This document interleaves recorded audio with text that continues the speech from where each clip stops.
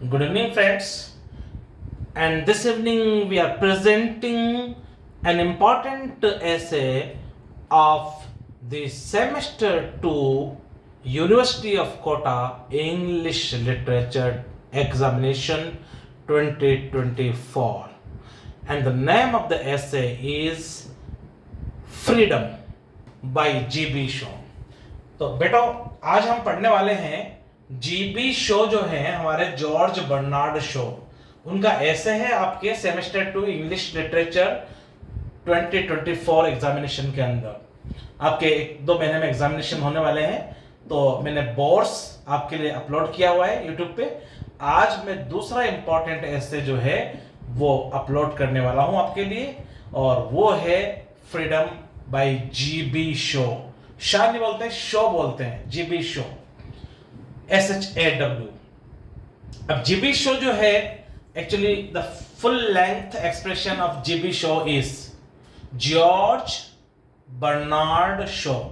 अब इसका भी प्रोनाउंसिएशन देख लो आप, जॉर्ज का, जॉर्ज स्पेलिंग के हिसाब से ऐसे नहीं बोलना है जॉर्ज, इसका प्रोनाउंसिएशन है जॉर्ज, जॉर्ज। ऐसे थॉमस नहीं होता, थ का साउंड इंग्लिश में है ही नहीं, तो आप थॉमस ग्रे नहीं बोलेंगे। बहुत अच्छे अच्छे टीचर्स मैंने देखे हैं थॉमस ग्रे बोलते हुए, थ का साउंड तो इंग्लिश में है ही नहीं ना, तो आप बोलेंगे टॉमस ग्रे, टी का साउंड है, एच उसमें साइलेंट होता है। इसी तरह से जॉर्ज नहीं बोलते हैं आप, अगर ऑक्सफोर्ड की आप प्रोनाउंसिएशन को जो है कंसल्ट करेंगे तो आप पाएंगे जॉर्ज नहीं होता है, जॉर्ज होता है। तो जॉर्ज बर्नार्ड शॉ। ओके, आज के हमारा है ऐसे फ्रीडम, और ये जीबी शो जो है जॉर्ज, क्या बोलेंगे इसे, जॉर्ज, जॉर्ज नहीं तो आप सोचो GEORGE, जॉर्ज बर्नार्ड नहीं, जॉर्ज बर्नार्ड और शो।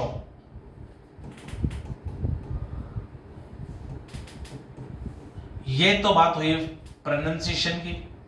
जीबी शो इनफैक्ट ये जो है his reputation in English literature lies on his dramas. Okay, अब ड्रामास क्या होते हैं, देखिए ड्रामा जो होते हैं, अब शेक्सपियर के ड्रामास को हम बोलते हैं ड्रामास, या तो कॉमेडीज होंगे, अगर हैप्पी एंडिंग है तो कॉमेडी, और ट्रेजिक एंडिंग है तो ट्रेजेडीज। लेकिन एक बात बहुत इंपॉर्टेंट है यहाँ पर, हालांकि हम ऐसे पढ़ रहे हैं जीबी शो के, लेकिन इनकी मैन रेपुटेशन है वो ड्रामेटिस्ट के रूप में है। तो आप ये जान लीजिए, इनके जो ड्रामास प्लेजेंट एंडिंग के साथ है, हैप्पी एंडिंग, उनको कॉमेडीज नहीं बोलते हैं, उनको बोलते हैं हम plays pleasant and plays unpleasant. Plays pleasant बोलते हैं जीबी शो के ड्रामास को जो हैप्पी एंडिंग वाले हैं, और जो अनहैप्पी एंडिंग वाले हैं उन्हें बोलते हैं प्लेज अनप्लेजेंट। ये मैं MA फाइनल वगैरह के जब आपके बैचेज होंगे उसमें पढ़ाएंगे। BA पहले तो 3rd ईयर, यानी कि आपके सेमेस्टर सिस्टम में मेरे ख्याल से एक ड्रामा है आपके पास में, एप्पल कार्ट, उसका पूरा टेक्स्ट भी पढ़ाया है मैंने, तो देखते हैं तब। अभी फिलहाल देखें ये ऐसे है, और ये ऐसे इन्होंने कुछ लिखा विखा नहीं है, ये रेडियो टॉक थी और रेडियो कन्वर्सेशन के ऊपर इन्होंने डिलीवर किया है। यही रेडियो कन्वर्सेशन का ऐसे आपके पास में यहाँ पर ऐसे के रूप में पढ़ने के लिए सिलेबस में डाला गया है। University of Kota BA first year English literature semester 2 examination 2024 का ऐसे है ये जो आज हम पढ़ रहे हैं, नाम है फ्रीडम, और इसके एसेइस्ट हैं जीबी शो। कौन सी एज के पोएट हैं, सॉरी पोएट कुछ तो लिखा है इन्होंने, ड्रामेटिस्ट है मैन, तो यहाँ पे एसेइस्ट है, ऐसे लिखने वाले एसेइस्ट कहलाते हैं, शॉर्ट स्टोरी लिखने वाले शॉर्ट स्टोरी राइटर कहलाते हैं, प्ले लिखने वाले प्ले राइट कहलाते हैं, और पॉम्स लिखने वाले पोएट कहलाते हैं। तो यहाँ ऐसे हम पढ़ रहे हैं तो एसेइस्ट बोलेंगे हम इनको। तो देखें जीबी शाह जो है ना, ये शो साहब जो है ये एडवर्डियन एज के पोएट हैं, याद रखना आप। इंग्लिश में क्या होता है, युग होते हैं, इन युगों को हम बोलते हैं एरा। जैसे अपन बोलते हैं ना सतयुग, कलयुग, त्रेता युग, इस तरह से कुछ युग होते हैं अपने पीरियड, टाइम पीरियड। वैसे इंग्लिश राइटिंग कब से लिखी गई शुरू हुई और आज तक, अलग अलग टाइम पर अलग अलग स्टाइल थी, अलग अलग तरह के पोइट्स थे, अलग अलग तरह के वहाँ पे जो है किंग्स क्वींस थी, उनके आधार पे अलग अलग नाम है। तो ये जो है किस एरा के पोइट हैं? एरा मीन्स साहित्य के एरा, तो इसको बोलते हैं literary era, LITERARY, literary era.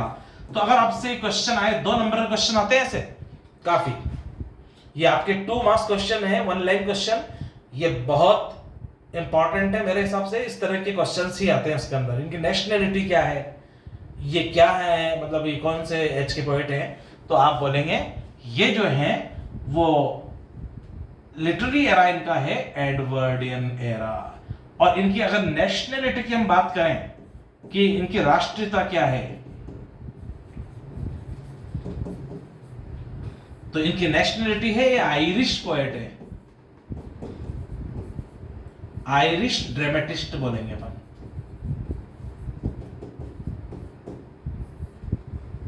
Great Britain consist of 3 nations, England, Scotland and Ireland. तो ग्रेट ब्रिटेन 3 देशों से मिलकर बना है, एक तो इंग्लैंड, एक आयरलैंड और एक स्कॉटलैंड। तो ब्रिटिश पोएट तो खैर है ही, पर ये आयरलैंड से बिलोंग करते हैं, तो ये आयरिश पोएट है।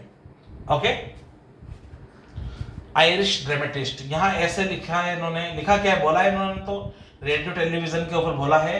तो एसेस मैंने आपको बोर्स जब पढ़ाया है बेटा, तो मैंने आपको बताया है कि ऐसे जो होते हैं वो नॉन फिक्शन आइटम कहलाते हैं। ऐसे क्या होता है आपका, कोई भी ऐसे जो होगा वो कहलाएगा आपका नॉन फिक्शन, ये फिक्शन नहीं है। क्योंकि फिक्शन क्या होते हैं, फिक्शन तो होते हैं नॉवेल्स, फिक्शन तो होते हैं शॉर्ट स्टोरीज। तो एसेस को हम फिक्शन नहीं कहेंगे, ये बेसिक कॉन्सेप्ट्स आप लेके चलो। आजकल 2 मार्क्स के तो 10 क्वेश्चंस आ रहे हैं आपके, तो 20 क्वेश्चंस तो आप 20 मार्क्स तो ये हो गए आपके। तो आप याद रखें, अगर कोई कहे कि कौन सा जॉनरा, जॉनरा यानी कि विधा, साहित्य की कौन सी विधाओं को हम फिक्शन में ले सकते हैं, तो आप कहना नॉवेल्स को और शॉर्ट स्टोरीज। ऐसे क्या फिक्शन है, तो आप कहना नहीं ये प्रोस राइटिंग है, non fiction pros writing. Okay, तो नॉन फिक्शन प्रोस राइटिंग कहलाती है ऐसे राइटिंग। किसकी बात कर रहे हैं बेटा हम, ऐसे। और ये ऐसे वर्ड जो है ना असे से मिलके बना हुआ है। असे का मतलब मूल्यांकन करना, असे से बना है ऐसे। ये मैं लिटरेट टर्म पढ़ाऊंगा आपको ऐसे, तब डिटेल में करेंगे हम। अब यहां पर ये ऐसे का जो टाइटल है ये है हमारा फ्रीडम, दिस इज आजादी, लिबर्टी। जीबी शो कह रहे हैं कि what is freedom in the real sense. अरे भाई फ्रीडम को आप समझो ना, फ्रीडम किसे कहेंगे हम लोग फ्रीडम को समझ नहीं पाते हैं, उसे फील नहीं कर पाते हैं। तो इन्होंने जो है जीबी शो ने कुछ जो है एक डेफिनेशन देने की कोशिश की है, थोड़ा एक्सप्लेन करने की कोशिश की है। हम सब अपने अपने स्लॉट्स पे, अपनी अपने जगह पे, स्लॉट बोलते हैं प्लेस पे, बहुत मुतमईन, बहुत सेटिस्फाइड हुए बैठे हैं कि हम बहुत फ्री हैं, बहुत ज़्यादा फ्रीडम है। पर असल में क्या हम फ्रीडम रखे हुए हैं? That is the question that has been discussed in this essay, and the name of the essay is Freedom, and the name of the essayist is G.B. Shaw. Now let us start here. Freedom is a non-fictional essay. ये मैंने समझाया आपको, अभी ऐसे शुरू नहीं हुआ है, वही बात है तो जो मैंने एक्सप्लेन की है, by G.B. Shaw, and this essay is basically, इसे बेसिक कल नहीं बोलेंगे, basically the textual version of the radio broadcast। 1-2 number का क्वेश्चन यहाँ इंपॉर्टेंट हो गया बेटा आप लोगों के लिए, नोट कर लीजिए। लिटरेरी एरा कौन सी है? Edwardian era. नेशनलिटी कौन सी है इनकी? आयरिश, आयरलैंड के हैं। और ये जो ऐसे है ये क्या कहलाता है? Non fiction. और ये इन्होंने लिखा था, ये रेडियो पे भाषण दिया था, रेडियो ब्रॉडकास्ट। ये सब 2-2 नंबर के क्वेश्चन चल रहे हैं आपके, यही से क्वेश्चन आएंगे सारे 2-2 नंबर के आपके। रेडियो ब्रॉड, ये रेडियो टॉक है, रेडियो टॉक, जिसको बाद में छाप दिया और आपके कोर्स में डाल दिया। अदरवाइज उन्होंने टेबल पे बैठ के लिखा नहीं है इसको। द डेफिनेशन ऑफ परफेक्ट और एब्सोल्यूट फ्रीडम, एब्सोल्यूट का मतलब होता है संपूर्ण, 100% फ्रीडम क्या होती है, इसको जानने की कोशिश की है इन्होंने। एब्सोल्यूट मतलब पूर्ण रूप से। करें इसको मुंह ऊपर,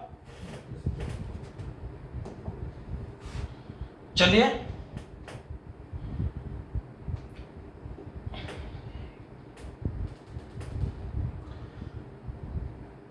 भाई, ये जो है आपके पास में इंपॉर्टेंट चीज इसमें ये है कि एक्चुअल में फ्रीडम है क्या। हम इसको बेसिक्स से पकड़े स्टार्टिंग से। What is freedom? GB Shaw करें, Shaw started the essay by questioning that what is a perfectly free person. Essay का जो शुरुआत होती है स्टार्टिंग, वो इस बात से होती है कि शो आपसे एक प्रश्न पूछते हैं कि इसके पहले कि हम फ्रीडम को समझें, आजादी क्या होती है, लिबर्टी क्या होती है, आप बताइए। वो प्रश्न पूछ रहे हैं आपसे एक question, what is a perfectly free person? पूर्ण रूप से आजाद पर्सन कौन है? कौन है जो कह सकता है कि मैं 100% फ्री हूं? He then answered this question by claiming, फिर वो खुद ही जवाब देते हैं इस क्वेश्चन का, क्लेमिंग, ये दावा करते हुए, that truly free person, सही मायने में वो आदमी फ्री है, is the one who can do whatever he likes। बस ये आपका बहुत इंपॉर्टेंट एरिया शुरू हो गया। जो मैं अंडरलाइन करूं वो जरूर कीजिएगा आप लोग, सब लोग जो व्यूअर्स हैं मेरे, और आप लोग जो मुझे देख रहे हैं वो व्यूअर्स कहलाते हैं टीवी के और मोबाइल के। तो आप व्यूअर्स, जो मैं अंडरलाइन करूंगा, जो गोले बनाऊंगा, जो लिखूंगा, वो जरूर आप नोट मेकिंग कर लेना मेरे वीडियोस को पॉज कर करके, वही आपके आने वाले पूरे पेपर के अंदर। ओके, तो यहां पर जो है, अच्छा एक बात और है, introduction, this is professor Parvez English वाला from Kota, and please subscribe my channel. Channel का नाम है प्रोफेसर परवेज इंग्लिश वाला Kota.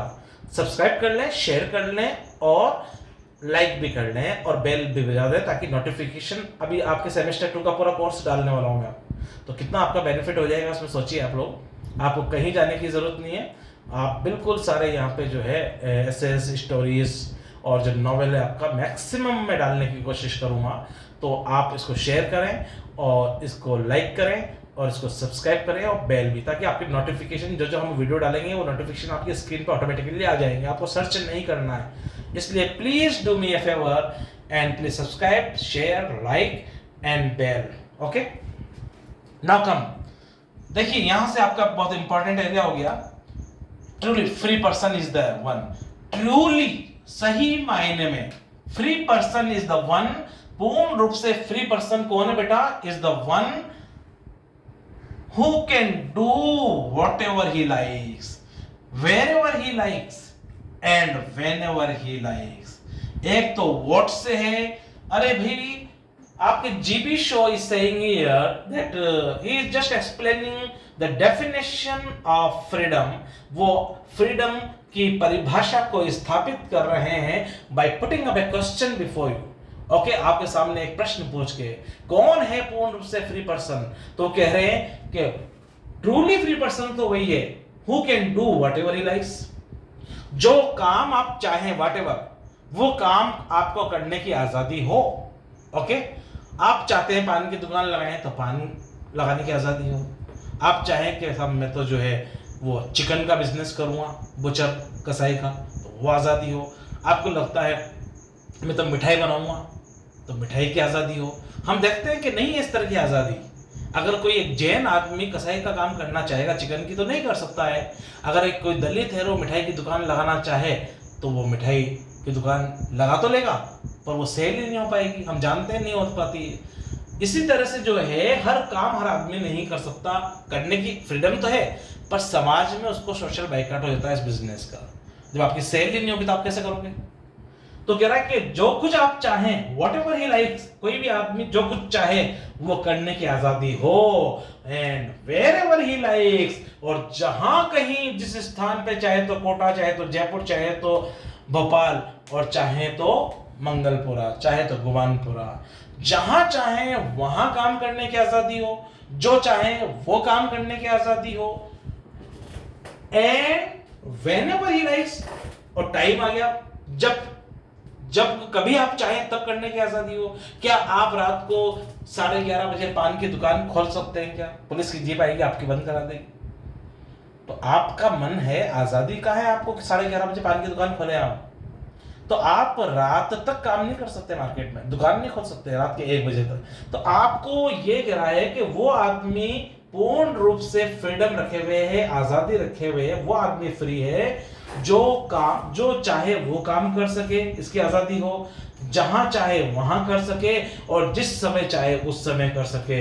And he may even choose to do nothing, और किसी का मन ये है कि मुझे तो कुछ भी नहीं करना है, तो उसे इस बात की भी आजादी होना चाहिए कि उसे कुछ ना करने की फ्रीडम हो। फिर ये नहीं कह सकते आप काम तो करना ही पड़ेगा। तो ये, अरे भैया मैं कह रहा हूं कि मुझे तो कुछ भी काम नहीं करना है, तो फिर मेरे को ये चॉइस भी होना चाहिए कि मुझसे ना कहा जाए कि आप ये काम कीजिए, कुछ तो कीजिए। क्यों? क्योंकि मेरी मर्जी के बगैर, मेरी मर्जी के अगेंस्ट आप, मेरी चॉइस के अगेंस्ट आप कुछ बात करवा रहे हैं, तो फिर मैं पूर्ण रूप से आजाद नहीं हूं, मैं फ्री नहीं हूं। 3 बात है, जो काम चाहे वो करने की आजादी हो, जहां चाहे वो करने की आजादी हो, और जब चाहे किसी भी समय तब करने की आजादी हो। और कोई ये चाहे कि मैं काम ना करूं, तो उसे इस बात की भी आजादी हो कि वो काम ना करे, उस पर प्रेशर मत बनाओ कि तुझे करना ही है। समझ में आया? तो डेफिनेशन क्या है इनकी?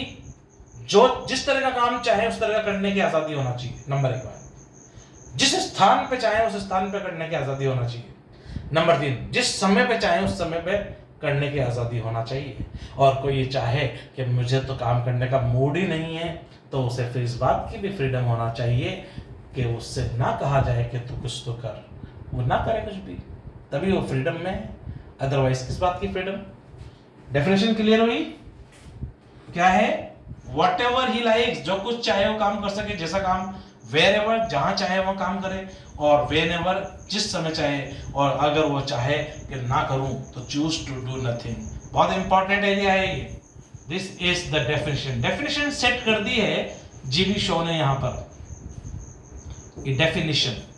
और डेफिनेशन की स्पेलिंग भी याद कर लो आप, गलत लिखते हैं आप, DEFINITION। डेफिनेशन होता है, एन के बाद ए मत लगाना, डेफिनेशन नहीं, डेफिनेशन। Okay, move ahead. आप लोग बीच में स्नैपशॉट लेना चाहें तो आप शॉट ले लिया कीजिए। ओके,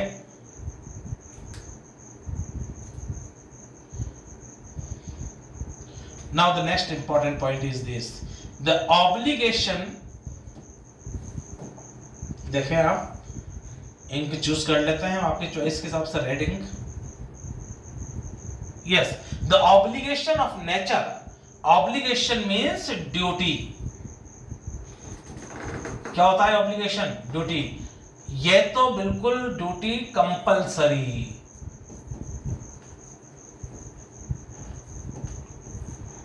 ऑफ नेचर, प्रकृति हमें कुछ चीजों के लिए प्रेशर डालती है कि आपको ये काम तो करना ही है, एंड सोसाइटी भी डालती है कई बार, leading to an obstruction in the absolute freedom.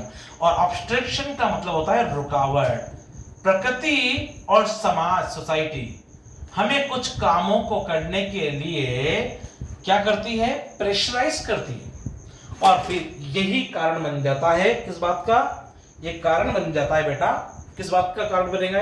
ये बनेगा आपकी एब्सोल्यूट फ्रीडम डिस्टर्ब करेगा। ऑब्स्ट्रक्शन यानी कि रुकावट, आपकी जो है रुकावट बन जाएगा किसमें?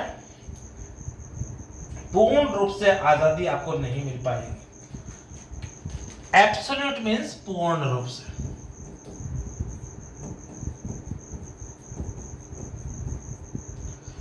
फ्रीडम मतलब आजादी ऑफ ए मैन, एक आदमी की जो एब्सोल्यूट मीन्स 100%, 100% जो फ्रीडम है उसमें ऑब्स्ट्रक्शन आ जाएगा। किस वजह से? क्योंकि कुछ ड्यूटी हमें करनी पड़ेगी नेचर के प्रति, और कुछ करनी पड़ेगी सोसाइटी के नियम है, कुछ नेचर के नियम है, और इनको हम ऑबे करेंगे, इनको फॉलो करेंगे, तो फिर हम एब्सोल्यूट फ्रीडम नहीं पा पाएंगे। अब नेचर आपसे क्या कहती है? नेचर आपको कहेगी कि भैया खाना तो खाना पड़ेगा। फॉर एग्जाम्पल, किसी आदमी ने वेट पुट ऑन किया हुआ है, वेट ज्यादा है, अब वो चाहता है कि मैं खाना कम खाऊं या ना खाऊं, पर अगर वो खाना नहीं खाएगा तो उसका ग्लूकोज लेवल डिस्टर्ब हो जाएगा, शुगर लेवल, और चक्कर आएंगे, और उसको और कोई भी चीज़ की बीमारी हो सकती है, स्ट्रोक भी आ सकता है। इसी तरह से आप चाहते हैं कि मेरा एग्जाम है और मैं सोऊं ना, रात भर पढ़ूंगा, पर नेचर आपको मजबूर कर देती है, आपको सोना ही पड़ेगा। तो आपको सोना है तो फिर बिस्तर भी बनाने हैं, फिर आपको खाना है तो फिर आपको खेती भी करनी है, शिकार भी करना है, पानी पीना है तो पानी भर के भी लाना है, इसको छानना भी है। तो ये कुछ काम हैं जो आप नहीं करना चाहते हो। आप सोने का काम ना करना चाहें पर सोना ही पड़ेगा, आप खाने का काम ना करना चाहें लेकिन खाना ही पड़ेगा, आप पानी ना पीना चाहें लेकिन पानी पीना ही पड़ेगा, नाखून आपको काटने ही पड़ेंगे, बाल आपको सेट कराने ही पड़ेंगे। तो ये नेचर कुछ काम आपसे करवा रही है, और ये काम आप टाल नहीं सकते। क्या आप टाल सकते हैं खाना खाने का काम? क्या आप सोने का टाइम? अब आपको तो पढ़ना है, 2 दिन बाद एग्जाम है, तो बच्चों की, तो स्टूडेंट्स की कोशिश होती है कि मैं सोऊं ना, रात भर पढ़ूं, पर नेचर उसे मजबूर करती है, उसे झपकियाँ आती है, सुला देती है, तो ये काम कर। तो जब आपकी इच्छा के अगेंस्ट कोई काम होता है, when a work is done against your wish, that is a disturbing element for absolute freedom. Absolute freedom को डिस्टर्ब करने वाला एलिमेंट हो जाता है वो। तो ये जो है, कुछ बातों में नेचर हमें स्लेव बना लेती है, गुलाम बना लेती है, वो नेचर अपने काम करवाती है, और फिर हमारी एब्सोल्यूट फ्रीडम 100% फ्रीडम नहीं रह पाती है। Okay, but according to Shaw के अकॉर्डिंग, दिस परफेक्ट डेफिनेशन या परफेक्ट परिभाषा है ऑफ फ्रीडम, आजादी की। हमारा टाइटल क्या है आज का ऐसे का नाम है freedom is merely means only, merely an illusion यानी कि भ्रम, बस ये एक भ्रम है। Definition of freedom is merely an illusion because no individual on this earth is truly free. GP show कह रहे हैं, माफ कीजिएगा, जो आदमी कह रहा है कि मैं पूर्ण रूप से स्वतंत्र हूं, फ्रीडम रखे हुए हूं, लिबर्टी है मेरे पास, माफ कीजिएगा, ये उसके मन का भ्रम है और उसके सिवाय कुछ भी नहीं है। क्योंकि हम एब्सोल्यूट फ्रीडम तो रखे हुए हैं ही नहीं। अगर इसको डीपली हम इसको जो है एनालाइज करें, तो कोई भी आदमी एब्सोल्यूट फ्रीडम, एब्सोल्यूट का मतलब याद रखना 100%, 100% कोई भी आदमी फ्री नहीं है, आजाद नहीं है। और कोई ये सोचे बैठा है कि मैं तो आजाद हूं, तो फिर माफ कीजिएगा, वो इल्यूजन है, भ्रम है उसके मन का। अभी अपन समझते हैं कैसे उनका भ्रम है। बिकॉज पढ़ते हैं इसको, ब्रिटिश में तो बिकॉज ही पढ़ते हैं, अमेरिकन में because no individual on this earth is truly free. हकीकत तो ये है कि इस पृथ्वी के ऊपर, किसी एक देश की बात नहीं कर रहे हैं, पूरे प्लेनेट ग्रह के ऊपर, पृथ्वी के ऊपर, पृथ्वी को हम बोलते हैं वर्ल्ड, यानी कि संसार में, ये मीनिंग है। अर्थ क्या है? वर्ल्ड। इस संसार में ट्रूली सही मायने में तो कोई फ्री है ही नहीं, चाहे वो पीएम हो, चाहे प्रेसिडेंट हो, चाहे गवर्नर हो, चाहे मिलियनेयर हो, कोई भी आदमी पूर्ण रूप से आजाद नहीं है। एब्सोल्यूट फ्रीडम किसी के पास नहीं है, 100% आजाद कोई भी नहीं है। शो साहब कह रहे हैं, whether a person holds means थामे हुए, the position of a monarch, वो कह रहे हैं कि मोनार्क मींस किंग। अरे भाई, चाहे कोई भी आदमी मोनार्क ही क्यों ना हो, मोनार्क मींस राजा, अरे राजा भी पूर्ण रूप से फ्री नहीं है।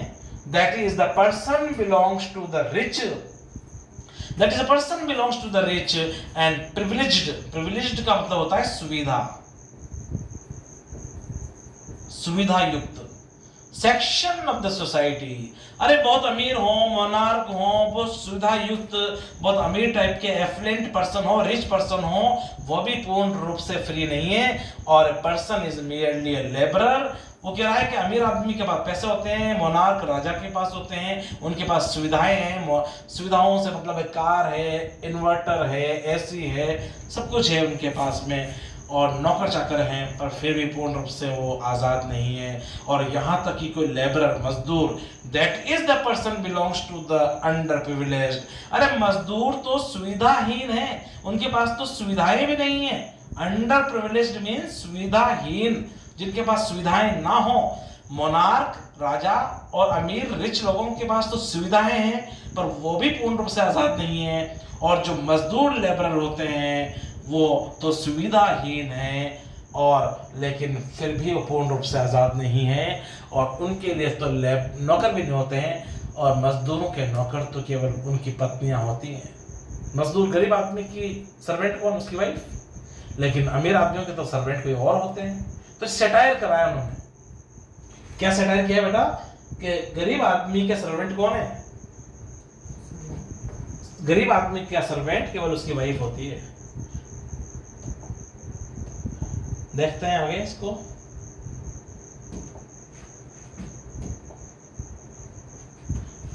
That is, the person belongs to the underprivileged section of the society. He will definitely have to spend time in fulfilling the basic necessities of life, like eating, drinking, sleeping and washing.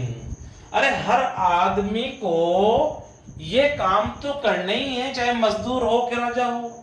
राजाओं के नौकर चाकर हैं, तब भी वो absolute freedom, पूर्ण रूप से उसे आजादी नहीं है।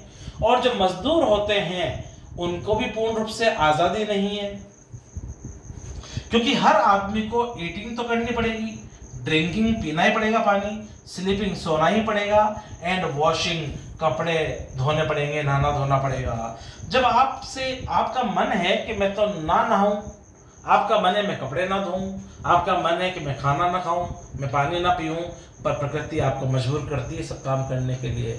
तो फिर राजा हो या फिर रंक, अमीर हो कि गरीब, हर आदमी को प्रकृति मजबूर करती है सब काम करने के लिए। तो फिर न राजा पूर्ण रूप से आज़ाद हुआ और न गरीब मजदूर पूर्ण रूप से आज़ाद हुआ, क्योंकि सोना तो दोनों को है, खाना तो दोनों को है, पानी तो दोनों को पीना है, और नाखून तो दोनों के काटने हैं, बाल तो दोनों को काटना है, और फिर कपड़े वपड़े दोनों को धोने हैं, नहाना धोना दोनों को करना है। तो ये पूर्ण रूप से आज़ाद न तो राजा है और न मजदूर है। Also, the human beings necessarily need to produce food. जब आपको खाना जरूरी कर दिया प्रकृति ने, नेचर आपसे कह रही है कि आपको खाना ही पड़ेगा, तो फिर आपको फिर प्रोड्यूस यानी कि पैदा भी करना पड़ेगा भोजन। अब आप चाहते हैं, प्रकृति ने कहा कि आपको भोजन तो करना ही पड़ेगा वरना आप मर जाएंगे, तो भोजन आसमान से तो बरसेगा नहीं, फिर आपको फार्मिंग करनी पड़ेगी, फिर आपको एग्रीकल्चर में जाना पड़ेगा, खेती करो या फिर शिकार करो या फिर किसी भी तरह से भोजन की व्यवस्था करनी पड़ेगी, प्रोड्यूस करना पड़ेगा। क्लोथिंग, फिर कपड़े बनाने पड़ेंगे, एंड अकोमोडेशन मतलब रहने की जगह भी बनानी पड़ेगी। फिर आपको झोपड़ी बनाओ या महल बनाओ, बनाना तो है आपको। तो फिर इतने काम हो गए, लेकिन आपका तो मन ये था कि काम ना करें, तो फिर आप पूर्ण रूप से आजाद नहीं है according two GB show. Housing भी करनी पड़ेगी, मकान बनाने पड़ेंगे, फैसिलिटीज इन ऑर्डर, ये सब आपको करने पड़ेंगे।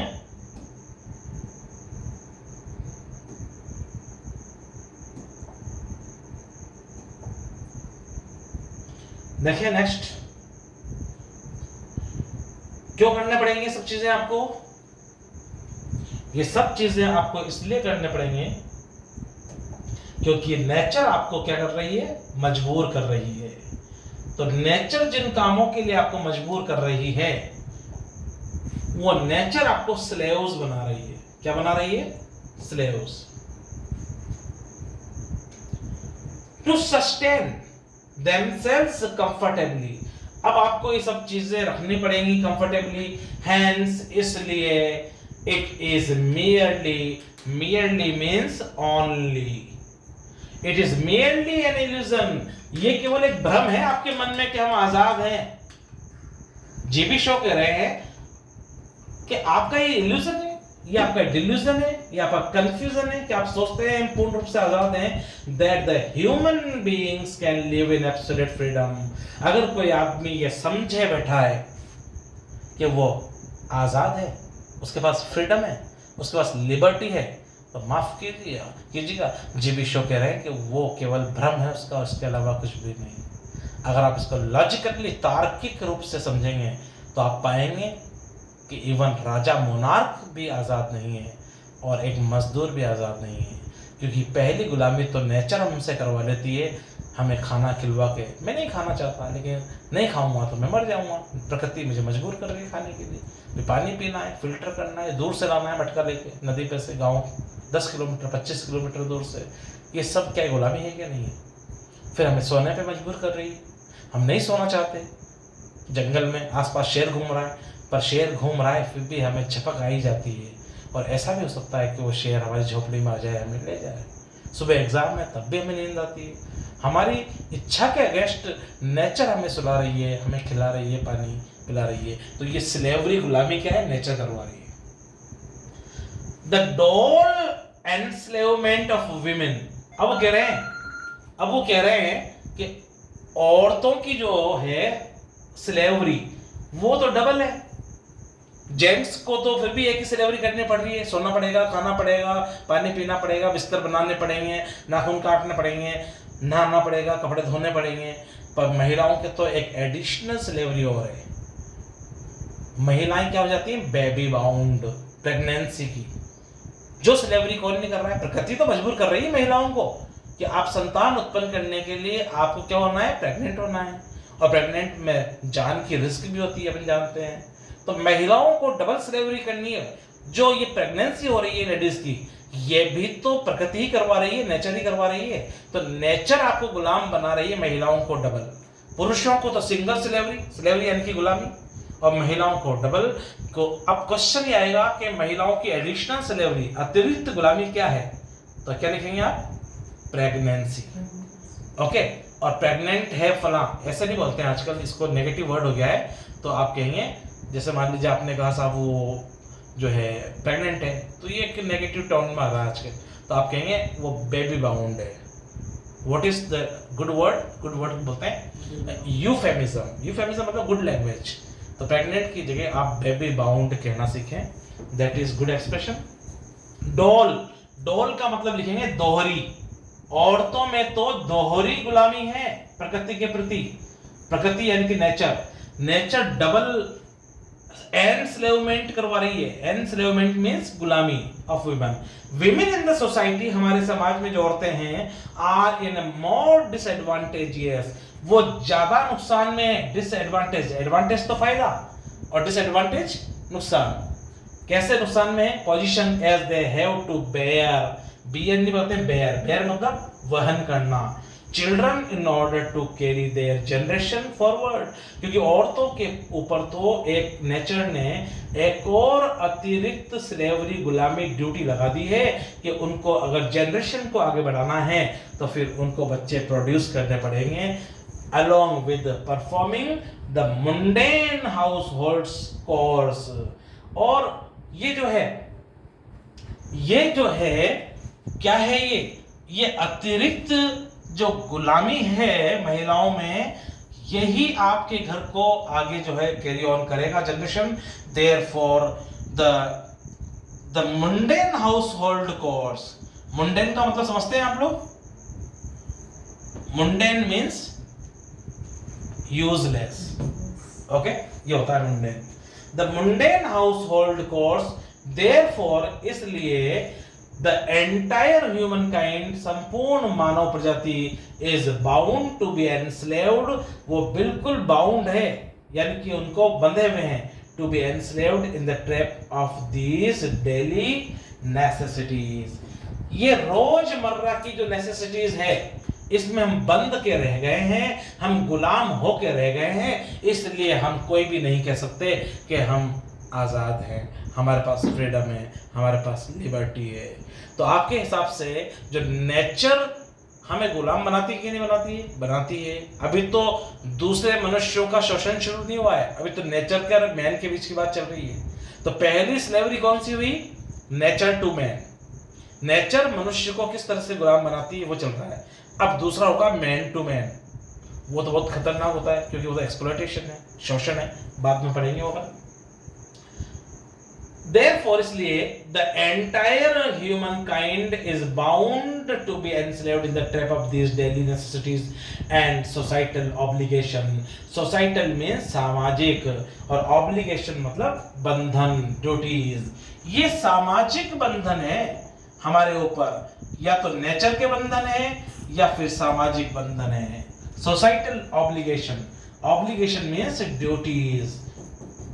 सोशल ड्यूटीज है हमारे ऊपर कि हमें काम करने पड़ेंगे, which make the idea of perfect freedom as a mere piece of imagination.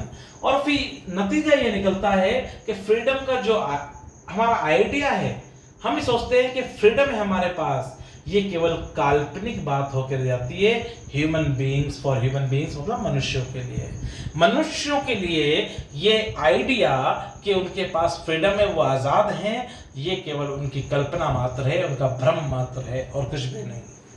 यथार्थता में कोई भी फ्री नहीं है.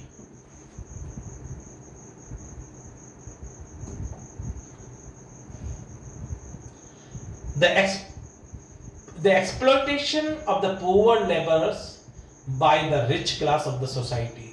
ये बहुत इंपॉर्टेंट पॉइंट है. अब वो सोशल इश्यूज के ऊपर आ रहे हैं जीवी शो कि जो हमारी समाज है, हमारी जो सोसाइटी है, उस सोसाइटी में क्या होता है बेटा, उस सोसाइटी में रिच सेक्शन और पुअर सेक्शन है. तो रिच लोग गरीब लोगों का क्या करते हैं, एक्सप्लॉइटेशन करते हैं, शोषण करते हैं. और अमीर आदमियों को ये एजुकेशन भी इस तरह की दी जाती है इंग्लिश मीडियम कॉन्वेंट स्कूल्स में कि उनको सिखाया जाता है कि आपको अपने शूज़ पॉलिश नहीं करने हैं, आपको अपने कपड़े नहीं धोने हैं, आपको अपनी चाय नहीं बनानी है, आपको अपना लगेज नहीं उठाना है. लगेज कूली से उठाओ, वो इसीलिए बना हुआ है. आप हाई क्लास लोग हैं, कूली लो क्लास लोग हैं. आप शूज़ पॉलिश नहीं करेंगे, कॉबलर से आप जो है मोची से शू पॉलिश कराएं, वो आपकी सेवा के लिए ही बने हुए हैं. ऐसी एजुकेशन बाकायदा सिस्टमेटिक सिलेबस के द्वारा कॉन्वेंट स्कूल्स और यहाँ तक कि यूनिवर्सिटीज़ के द्वारा दी जाती है अमीर लोगों को, और उनको सिखाया जाता है कि ये सब जो है, आप अमीर हैं, आपको अपना लगेज ट्रेन में नहीं उठाना है, आवाज़ दो, एक कुली भागता हुआ आएगा, वो आपका सेवक है. ऐसा उनको सिखाया जाता है बड़े बड़े स्कूल्स में अमीर बच्चों को. और ये भी सिखाया जाता है कि ये आपका अधिकार है, आपका राइट है, और इस अधिकार की प्राप्ति के लिए आप जान ले भी लेना और आ जाए तान तो जान दे भी देना, लेकिन आपको काम इन्हीं लोगों से करवाना है. ये एजुकेशन बड़े सिस्टमेटिक वे से गवर्नमेंट्स के द्वारा, यूनिवर्सिटीज के सिलेबस के द्वारा, कॉन्वेंट स्कूल्स के सिलेबस इस तरह से डिजाइन है, वहाँ की एजुकेशन कुछ इस तरह से होती है कि ये सब अमीर आदमियों के मन में बिठा दिया जाता है और वो इसको अधिकार मान लेता है कि गरीब वर्ग हमारे सेवक है और ये हमारा राइट है, ये कोई एहसान नहीं कर रहे हैं हमारे लगेज उठा के, और इस अधिकार के लिए हम जान दे भी सकते हैं और जान ले भी सकते हैं. तो फिर वो एक कल्चर बन जाता है, एक नियम सा बन जाता है, एक रूल सा बन जाता है. Shaw then talks about the hard work. Shaw कहते हैं कि बहुत हार्ड वर्क करते हैं लोग, that has to be done by the labours. कौन करते हैं हार्ड वर्क? लेबर्स यानी कि मजदूर. In the process of cultivating means developing. क्या है? Cultivating food on the lands of the rich people. जो रिच पीपल हैं उनकी लैंड्स पर, उनकी जमीन पे जो है गरीब आदमी केवल मेहनत करेगा. जमीन होगी अमीर आदमी की और फसल कौन पैदा करेगा? गरीब आदमी. Shaw calls it as the worst form of slavery. Shaw कहते हैं ये भी तो स्लेवरी है, गुलामी है यार. As the labourers are made to work very hard. क्योंकि मजदूर तो बहुत हार्ड वर्क करते हैं विदाउट एनी रिलैक्सेशन. उनको कोई रेस्ट भी नहीं मिलता है. And they are not even given a decent amount of share out of the cultivated crops of food. और जो फसल उन्होंने पैदा की उसका एक डिसेंट, सोबर, एक जेन्युइन, एक वाजिब, एक उचित शेयर भी नहीं मिलता उनको. मैक्सिमम फसल जिसकी जमीन थी अमीर आदमी की, जमींदार की या कोई रिच पर्सन की, वही रख लेता है, और जो पैदा करने वाला है कौन? फसल को, क्रॉप को, उसको तो डिसेंट अमाउंट ऑफ क्रॉप मिल ही नहीं पाता है. फसल का एक मुनासिब हिस्सा भी नहीं मिल पाता. वो तो केवल मजदूर बन के, गुलाम बन के रह गया है. तो वो आजाद कहाँ है? Show highlights the fact. Show इस बात को हाईलाइट करते हैं, फैक्ट इस तथ्य को, इस सच को, that the poor people like labours are often. कि जो गरीब लोग होते हैं ना, जो गरीब लोग हैं, that the poor people like laborers are often exploited by the rich section. गरीब मजदूर rich section of the society के द्वारा exploit होते हैं of the society. Even the government favors the rich. और यहाँ तक कि सरकारें भी किसको फेवर करती हैं? सरकारें भी अगर किसी को फेवर करती हैं तो वो है अमीर लोगों को। ज्यादातर सरकार की जो पॉलिसीज बनती हैं वो रिच पीपल को फेवर करके बनती हैं, गरीब लोगों के लिए नहीं। Exploitative people in the society instead of का मतलब इसके बजाय rescuing the poor labour. Rescue मतलब बचाना। अरे गवर्नमेंट्स की पॉलिसी भी गरीब लोगों को बचाने के बजाय उनका शोषण करवाने को प्रोवोक करती है, उनको एनकरेज करती है। तो ज्यादातर जो पॉलिसीज बनती है गवर्नमेंट की वो रिच पीपल को फ्रेंडली होती है। रिच पीपल फ्रेंडली पॉलिसीज हैं, लेबर मजदूरों की फ्रेंडली पॉलिसीज नहीं होती।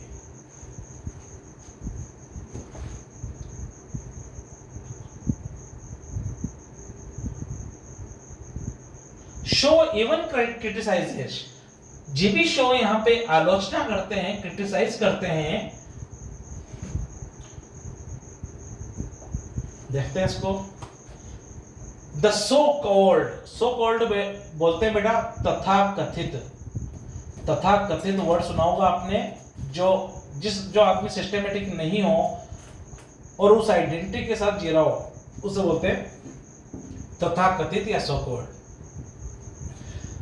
अब ये तथाकथित democratic system of electing the government, बात सुनिए, सो कॉल्ड वर्ड का मतलब है ये यहां पे व्यंग कर रहे हैं जीबी शो। व्यंग को बोलते हैं satire. It is a satirical speech by GB Shaw और it is a sarcastic speech here. He is raising a point on the democratic setup in the society, not only in one nation but across the world। पूरे संसार भर के हर देश के अंदर एक false democracy है।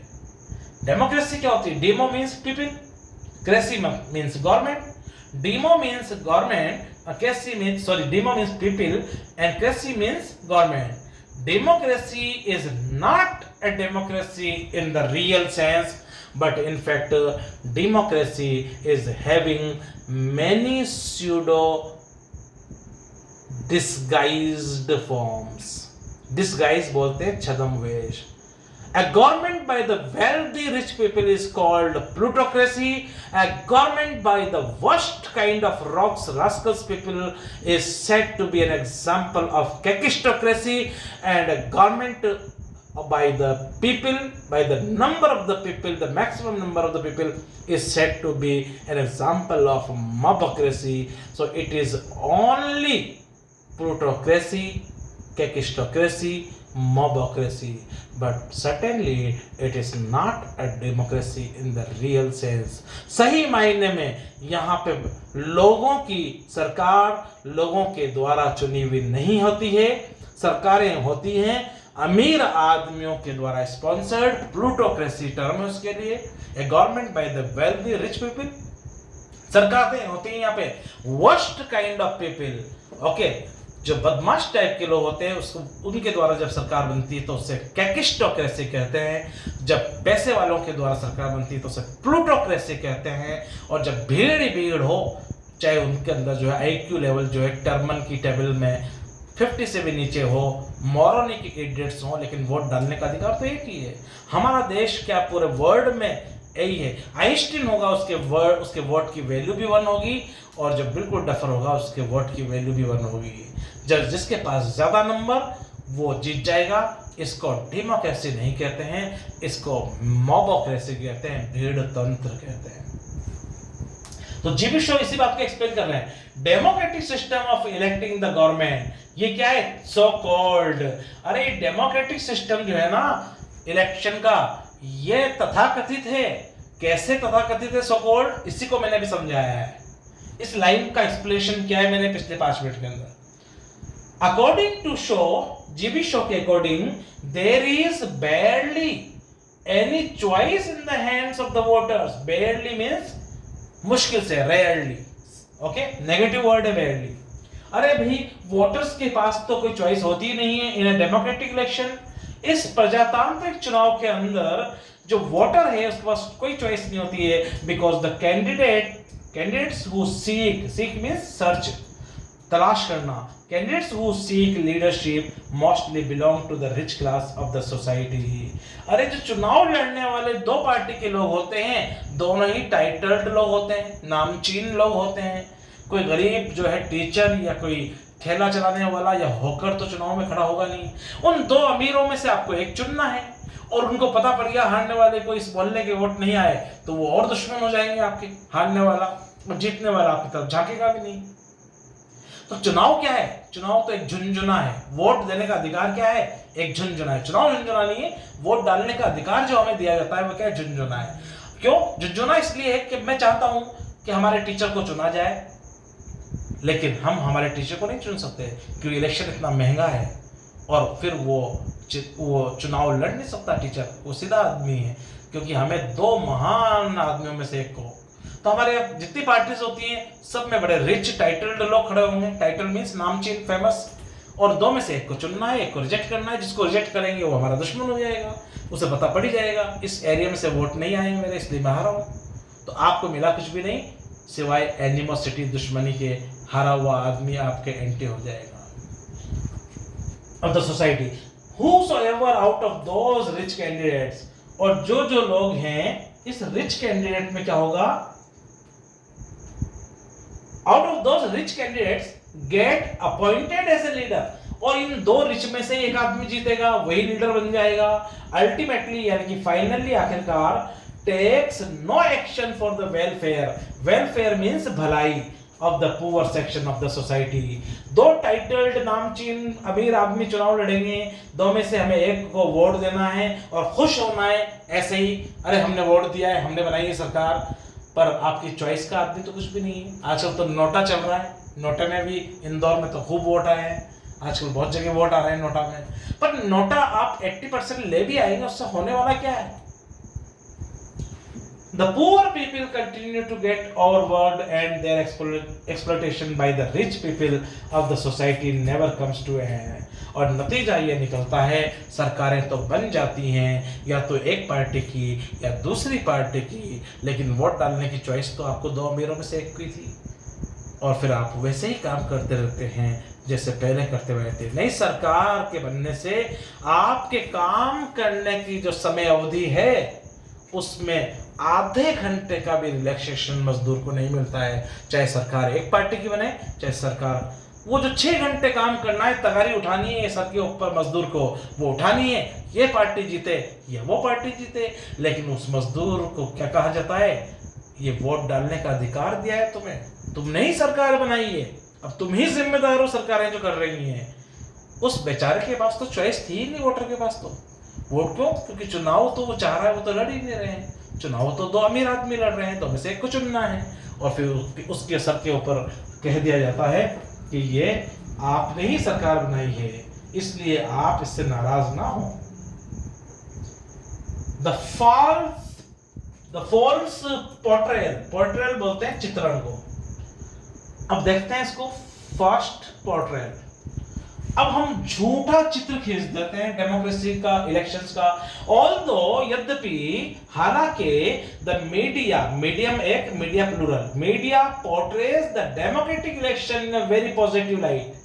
अब मीडिया जो चैनल वाले हैं, अखबार वाले हैं, वो क्या करते हैं? इलेक्शन का चित्रण बहुत पॉजिटिवली खींचते हैं, खींच ही रहे हैं, अपन देख रहे हैं चैनल्स पे, कितने बढ़िया मीडिया पर्सन्स हैं यहाँ पे। Yet there are no positive outcomes of the such elections in practicality।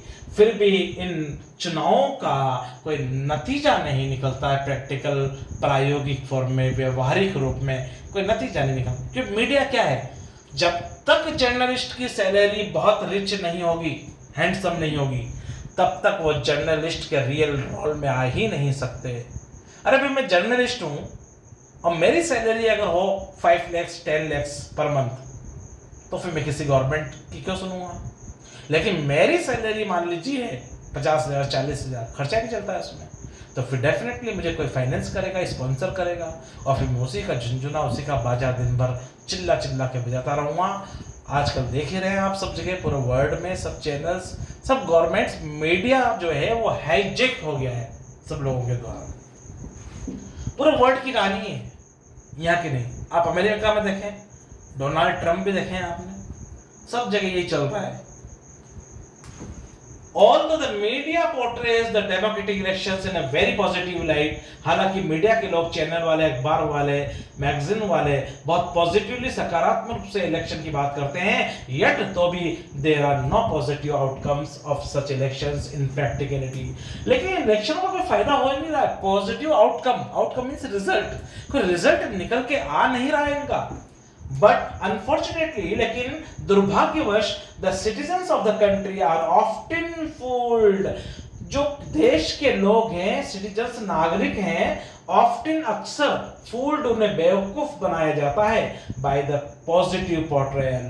अरे ये portrayal, चित्रण जो है, गवर्नमेंट का जो चित्रण है वो पॉजिटिवली करती है कौन? मीडिया।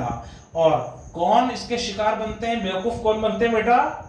बेवकूफ बनते हैं सिटीजन्स, नागरिक, आप और हम। The democratic election by media, media हमें बेवकूफ बनाने के सिवाय कोई काम करता नहीं। The difference between the slavery of man and nature, अभी बहुत इंपॉर्टेंट एरिया आपका आ रहा है ऐसे के अंदर। द डिफरेंस बिटवीन, अब दो तरह की शोस आप कह रहे हैं कि दो तरह की स्लेवरी मीन्स गुलामी हम करते हैं। एक तो प्रकृति हमसे कराती है गुलामी, वो तो हुई प्रकृति और मैन के बीच में, नेचर एंड मैन, ये तो नेचुरल स्लेवरी। और एक ये है भाई आपके हिस्से का खाना आप बनाओ, नेचर कह रही है आप खाना बनाओ, खाना खाओ, ये तो नेचर ने मजबूर करा आपको, तो ये तो हुआ नेचर और मैन के बीच में नेचुरल स्लेवरी। अब आप कह रहे हैं कि सर मेरा खाना मुझे खाना ही पड़ेगा, पर मेरी नेचुरल स्लेवरी मैं नहीं करना चाहता, ऐसा करो सर आप मेरे लिए खाना बनाओ। अब ये मैन टू मैन हो गया ना, ये है अननेचुरल स्लेवरी। तो एक बार नेचुरल स्लेवरी तो फिर भी काइंड होती है, दयालु होती है, पर जब एक आदमी अपने हिस्से का काम दूसरे आदमी से कराता है तो इसे स्लेवरी नहीं, इसे एक्सप्लॉयटेशन कहते हैं, इसे शोषण कहते हैं। और ये बहुत अनकाइंड होती है, रुथलेस होती है। The difference between the slavery of man to nature, अब पहली स्लेवरी तो आई आपकी man, slavery of man to nature, nature के प्रति जो स्लेवरी कर रहा है आदमी, ये तो होगी आपकी नेचुरल स्लेवरी। नेचर जो काम एक आदमी से कराती है वो नेचुरल स्लेवरी, ये फिर भी दयालु होती है। नंबर दो, मैन टू मैन, एक आदमी अपने हिस्से का नेचुरल काम दूसरे आदमी से करवा रहा है, ये हो गई आपकी अननेचुरल स्लेवरी। अननेचुरल स्लेवरी, और यही है आपका एक्सप्लॉयटेशन।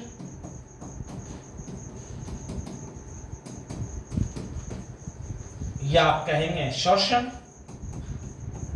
क्योंकि मुझे तो एक ही फ्रेज याद है बेटा, जिंदगी में अगर मैंने कोई फ्रेज समझी है तो वो केवल ये समझी है, no master is good for his servants. Master means मालिक, कोई भी मालिक अपने सर्वेंट्स के लिए जो है वो कभी फेथफुल नहीं होता है, कभी अच्छा नहीं होता है। जब भी आप मालिक बनेंगे अपने सर्वेंट्स को आप बहुत अनकाइंड वे में, अनकाइंडेस्ट वे में ट्रीट करेंगे। आप ये मत कहिए मुझसे कि हमारे वो ऑनर है स्कूल के, वो तो बहुत अच्छे हैं, हमारे फैक्ट्री के मालिक बहुत दयालु हैं। माफ कीजिएगा, मैं केवल इतना जानता हूं, no master is good for his servants. और दूसरी फ्रेज है love me and love my dog, मुझे भी प्यार करो और मेरे डॉग को भी प्यार करो। ये हो नहीं सकता। हम आपको लव कर रहे हैं, इट डज नॉट मीन कि आपके और असेंबली जो चल रही है, रिश्तेदार वगैरह सबको लव करें। Love me and love my dog is not a very relevant phrase.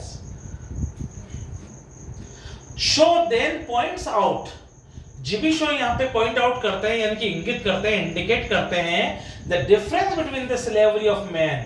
यहां से आप अंडरलाइन करें, slavery of man to nature. एक आदमी जो नेचर के प्रति जो काम करता है बेमन से, उसे गुलामी कहा गया है, स्लेवरी, क्योंकि बेमन से कर रहा है वो, पर नेचर उसे मजबूर कर रही है, आपको खाना ही पड़ेगा, आपको पानी पीना ही पड़ेगा, आपको सोना ही पड़ेगा, सोएंगे तो बिस्तर बनाने ही पड़ेंगे, खाना बनाएंगे तो फसल उगानी ही पड़ेगी, शिकार करना ही पड़ेगा। नेचर आपको भोजन के लिए क्या कर रही है, इंस्टिगेट कर रही है, उकसा रही है, और वो आपको जो है ये काम करने पड़ेंगे बेमन से, इसलिए ये भी स्लेवरी है, और चूंकि नेचर करवा रही है तो ये नेचुरल स्लेवरी है। And the slavery of man to man, याद रखना, एक आदमी का दूसरा आदमी से काम करवाना ये कहलाती है अननेचुरल स्लेवरी। नेचर आपसे कराएगी तो नेचुरल, और आप किसी आदमी से कराओगे अपना काम तो अननेचुरल। तो नेचर टू नेचर क्या हो गया, नेचुरल स्लेवरी, और मैन टू मैन काम होगा तो क्या होगा, unnatural slavery. And Shaw glorifies का मतलब तारीफ करना, the slavery of man to nature. Shaw कहते हैं कि आदमी जो है गुलामी करता है नेचर के प्रति, यानी कि नेचर जो है प्रेशराइज कर रही है वो आदमी को, वो नेचुरल स्लेवरी कहलाती है, वो तो फिर भी दयावान है। शो उसको ग्लोरीफाई करते हैं, तारीफ करते हैं। एंड प्रोक्लेम मीन्स डिक्लेयर्स, और शो इस बात को डिक्लेयर करते हैं दैट द एक्ट्स के वे कार्य, लाइक ड्रिंकिंग, जैसे पानी पीना ही पड़ेगा, हम नहीं चाह रहे हैं जब भी, स्लीपिंग, हमें सोना ही पड़ेगा, नेचर मजबूर कर रही है सो भैया, ईटिंग, हम खाना चाहते लेकिन नेचर हमें मजबूर कर रही है, खाना ही पड़ेगा वरना शुगर लेवल ऊपर नीचे होगा, रेजिंग ए फैमिली, और नेचर एक और बात के लिए हमें प्रेशर डाल रही है कि आपको अपने परिवार बढ़ाने ही पड़ेंगे, जनरेशन, वरना प्रकृति समाप्त हो जाएगी। अगर सारे पूरी दुनिया भर के लोग ये डिसाइड कर लें कि हमें जनरेशन आगे नहीं बढ़ानी है, बच्चे नहीं करने, तो फिर ये ज्यादा से ज्यादा 100 साल पृथ्वी पर मनुष्य रहेगा। इस डायनासोर गायब हुए वैसे ही क्या हो जाएंगे, एक्सटिंक्ट हुए, वैसे इंसान भी एक्सटिंक्ट हो जाएंगे। तो प्रकृति क्या कर रही है, नेचर अपना काम करवा रही है आपसे, और कह रही है कि आप जनरेशन भी आपको आगे बढ़ानी है। Which are the outcomes means results of the slavery of man to nature। Man nature के प्रति जो स्लेवरी करता है उसे मैंने बताया नेचुरल स्लेवरी कहते हैं। What kind of slavery? Natural. और इसका जो है बस ये आपको करना है काम। ड्रिंकिंग भी तो गुलामी है भैया, पानी क्यों पीऊं मैं, खाना सोना भी तो गुलामी है, क्यों सोऊं, मैं नहीं चाहता सोना, मेरा एग्जाम है सवेरे। ईटिंग, अरे भैया मेरा वेट बढ़ रहा है, मैं खाना नहीं खाना चाहता, लेकिन फिर खाना नहीं खाऊंगा तो चक्कर आ जाएंगे। तो ये सब नेचर हमें मजबूर कर रही है, इसलिए नेचुरल स्लेवरी। अब आपसे पूछा मान लीजिए कि नेचुरल स्लेवरी के एग्जाम्पल दीजिए, तो आप कहना ड्रिंकिंग, पानी पीना, हम नहीं चाहते लेकिन पीना पड़ेगा, प्रकृति मजबूर करती है नेचर। खाना, सोना है तो बिस्तर बनाना, भोजन खाना है तो खेती करो, या पुराने टाइम पे जो है वो आपको हंटिंग करनी पड़ेगी, शिकार करनी पड़ेगी। ये नेचुरल स्लेवरी हो गई आपकी।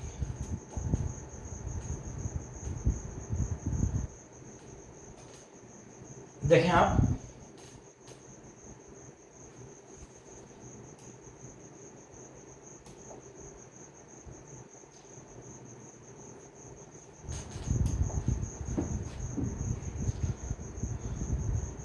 man on the contrary, the slavery of man on the contrary, ये on the contrary है, on the contrary का मतलब होता है इसके विपरीत, the slavery of man to man।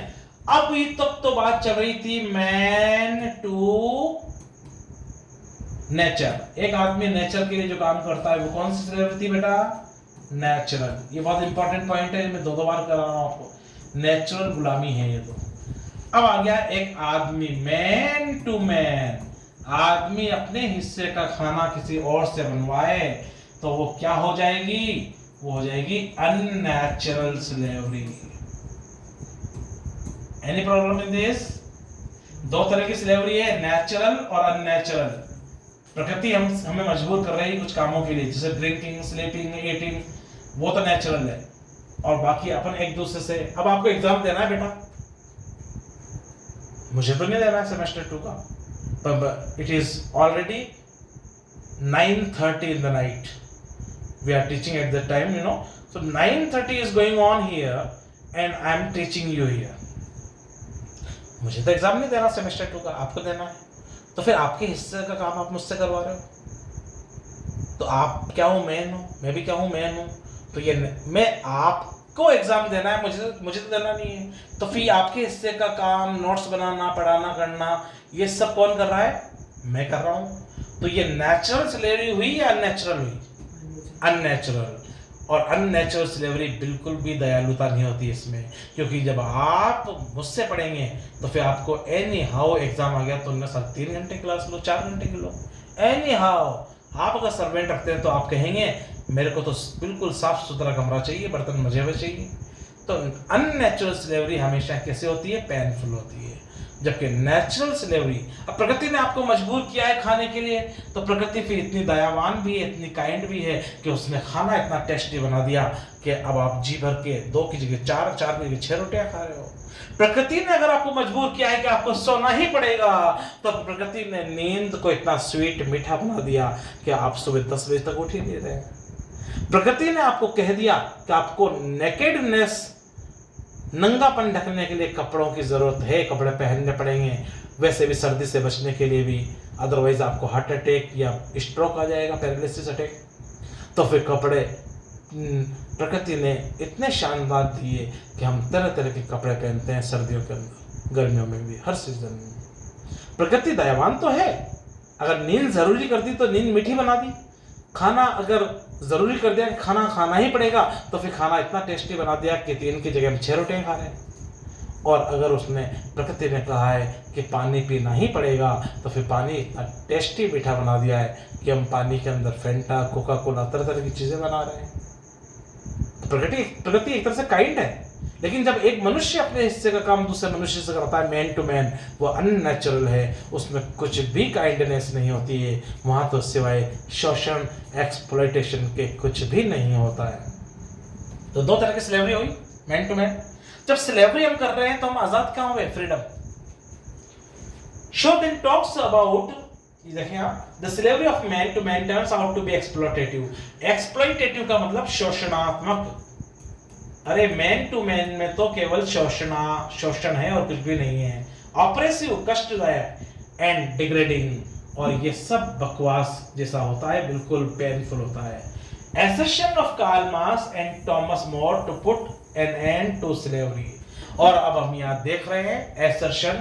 assertion का मतलब होता है स्वीकार करना, assent, assert।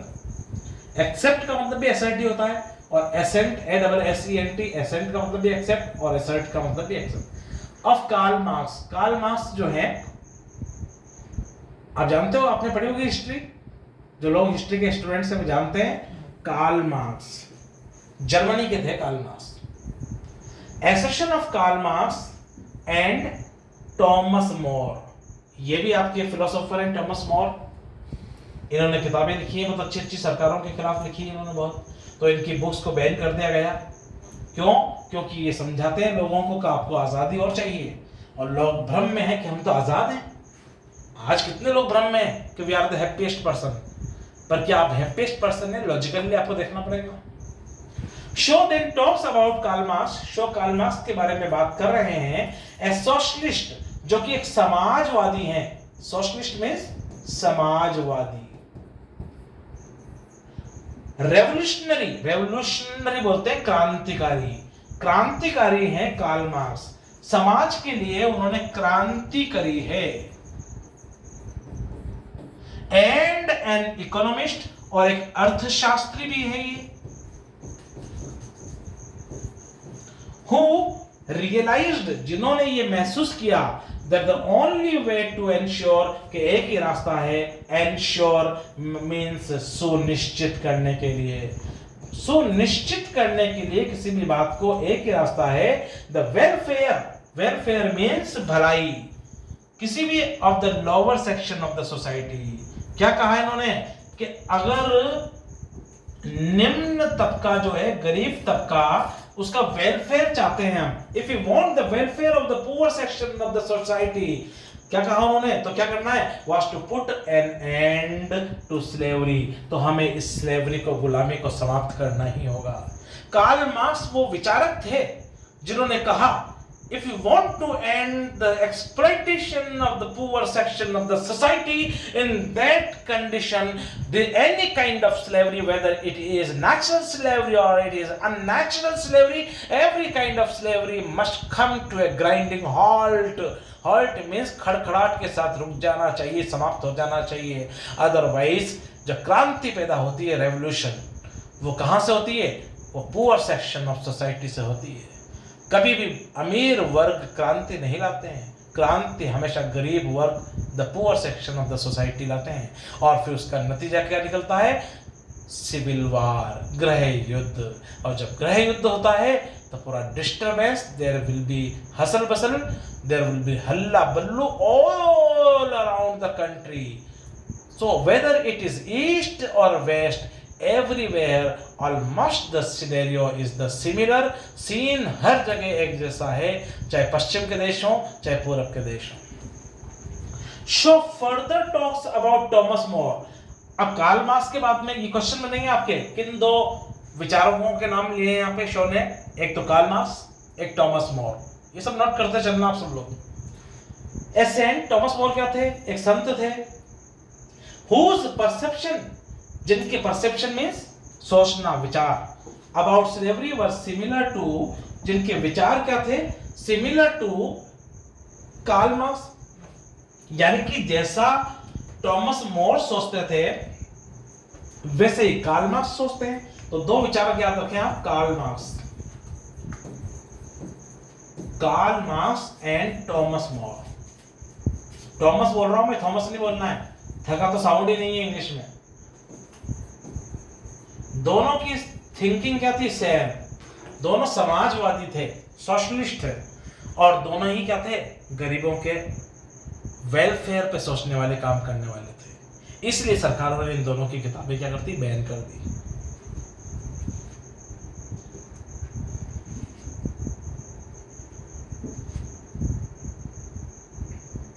Whose perception about slavery was similar to Karl Marx. Thomas More, who claimed that all the individuals must do their share of work themselves. Thomas More ने इस बात का दावा किया, क्लेम किया, that all the individuals, individual मतलब व्यक्ति, सभी व्यक्तियों को must do करना चाहिए their share, उनके हिस्से का, work themselves. अरे भैया, आपके हिस्से की अगर प्रकृति ने मजबूर कर दिया है कि आपको खाना खाना ही पड़ेगा, आप चाहें या ना चाहें, वरना बीमार हो जाएंगे, मर भी सकते हैं. शुगर लेवल कम ज्यादा हो गया तो हाइपोग्लाइसेमिक भी हो सकते हैं, शुगर लेवल डाउन हो गया तो, और शुगर लेवल हाई होगी शुगर तो हाइपरग्लाइसेमिक भी हो सकते हैं. और दोनों ही केस के अंदर हार्ट अटैक और पैरालिसिस अटैक दोनों आ सकते हैं. तो उन्होंने क्या कहा? अगर खाना जरूरी है तो फिर खाना आपके हिस्से का आप बनाओ, मेरे हिस्से का मैं बनाऊं. मेरे हिस्से का खाना मैं आपसे क्यों बनवाऊं, या आपके हिस्से का आप मुझसे क्यों बनवाएं? यही तो एक्सप्लॉयटेशन है, man to man, unnatural slavery है. सब अपने अपने हिस्से का खाना बनाओ, सब अपने अपने हिस्से की जो है रजाइयां बनाइए, without being given any opportunity of putting the burden of their work on someone else. कोई भी आदमी को अपने हिस्से का काम दूसरे के कंधों पे नहीं डालना चाहिए बर्डन के रूप में. अदरवाइज जब आप मेरे हिस्से का खाना बनाओगे तो आपके हिस्से का तो आपको बनाना ही है, नेचर बनवा रही है. अब नेचर मुझे भी बनवा रही है खाना, लेकिन मैं आपके ऊपर डाल दूं, अब आपको डबल खाना बनाना है, आपका भी और मेरा भी. तो ये शोषण हो गया, मैन टू मैन.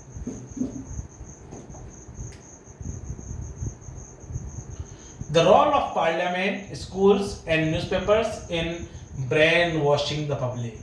अब पार्लियामेंट का जो रोल है वो क्या है?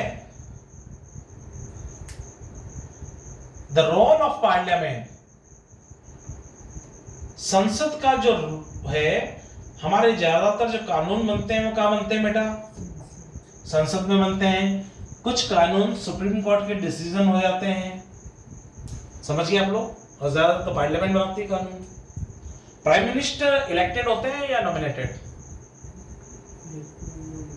इलेक्टेड तो मेंबर ऑफ पार्लियामेंट के रूप में प्राइम मिनिस्टर, पर as a prime minister question आएगा तो आप कहेंगे नियुक्त, अपॉइंटेड. प्रेसिडेंट बुलाते हैं ना, तो इलेक्टेड कहां हुए? अपॉइंटेड हुए ना. PM ship is appointed. Member of parliament MP, सांसद का चुनाव हुआ, इलेक्टेड है. तो सांसद के चुनाव में तो पीएम इलेक्टेड होते हैं और पीएम के अंदर वो नॉमिनेटेड होते हैं, नियुक्त होते हैं, निर्वाचित नहीं। पीएम निर्वाचित नहीं होते हैं, क्या होते हैं? नियुक्त। सांसद का चुनाव निर्वाचित है। ये बहुत इंपॉर्टेंट क्वेश्चन है। The role of parliament, schools and newspapers in brainwashing the public. मैंने बताया स्कूलों के जो एजुकेशन है, सरकारों की एजुकेशन जो है और यूनिवर्सिटी की एजुकेशन है, वो अमीरों को सिखाती है कि तुम्हारा अधिकार है गरीबों से काम करवाना है, और इस अधिकार के कानून के लिए आप जान ले भी सकते हो, जान दे भी सकते हो। शो फर्दर, वही है इसके अंदर ये पैराग्राफ में, Shaw further asserted, asserted means accepted the fact, fact means सच्चाई, इस सच्चाई को स्वीकार करते हैं that the institutions like the parliament, जो पार्लियामेंट जैसी इंस्टीट्यूशन संस्थाएं हैं, स्कूल्स हैं, convent schools specially, and the newspapers, और अखबार जो हैं, are used by the exploiting master class, ये सब किसके गुलाम बने हुए हैं? कौन इनको कमांड किए हुए? Master class. मास्टर क्लास का मतलब है मालिक वर्ग। मालिक वर्ग ने सबको क्या किया हुआ है? कब्जे में किया हुआ है। To brainwash the general public, और वो जनरल पब्लिक का दिमाग साफ कर देती है, ब्रेन वॉश कर देती है, स्पेशली द पुअर, खास करके गरीब लोगों का, एंड द पावरलेस, और ऐसे लोगों का जिनके पास कोई पावर नहीं है, कोई शक्ति नहीं है, टू बिलीव, इस विश्वास में, that everything is fair in society and everyone enjoys the optional degree of freedom। और फिर आपको बता दिया जाता है कि सोसाइटी में हर आदमी हैप्पी है। आज हर देश में ये तो हो रहा है, सब जगह हम हैप्पी हैं, पर असल में क्या हम हैप्पी हैं? हम हेल्दी हैं, हम मेंटली सेटिस्फाइड हैं। तो ये सब आपको क्या है, एक सेटल्ड वे में, प्लान्ड वे में समझा दिया गया कि you are the happiest person. और साथ में योग क्या दे देता है, दूसरों को देखो, गरीबों को कैसे जिंदगी गुजार रहे हैं रोड के ऊपर। अरे तो भैया हम उनको देखेंगे जो रोड पे गुजार रहे हैं, हम उस अमेरिकन को क्यों नहीं देख सकते जो शानदार पैलेसेस में रह रहे हैं, बिल्कुल सारी प्रिविलेज्ड सुविधाओं के साथ। हमसे बिलो स्टैंडर्ड, सब स्टैंडर्ड वालों को ही क्यों देखना है हमें, हमसे हायर स्टेटस वालों को क्यों ना देखें? तो ये सब आपको ब्रेन वॉश है। That everything is fair in society and everyone enjoys the optional degree of freedom। और सबको ये बता दिया जाता है कि आप फ्रीडम, आज़ादी को क्या कर रहे हैं?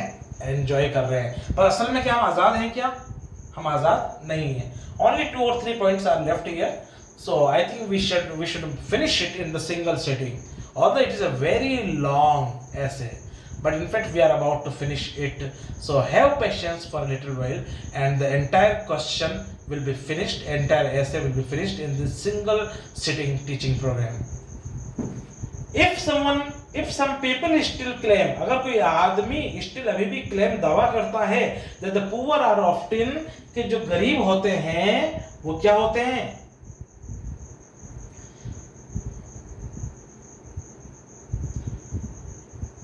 Often at a disadvantage in the society।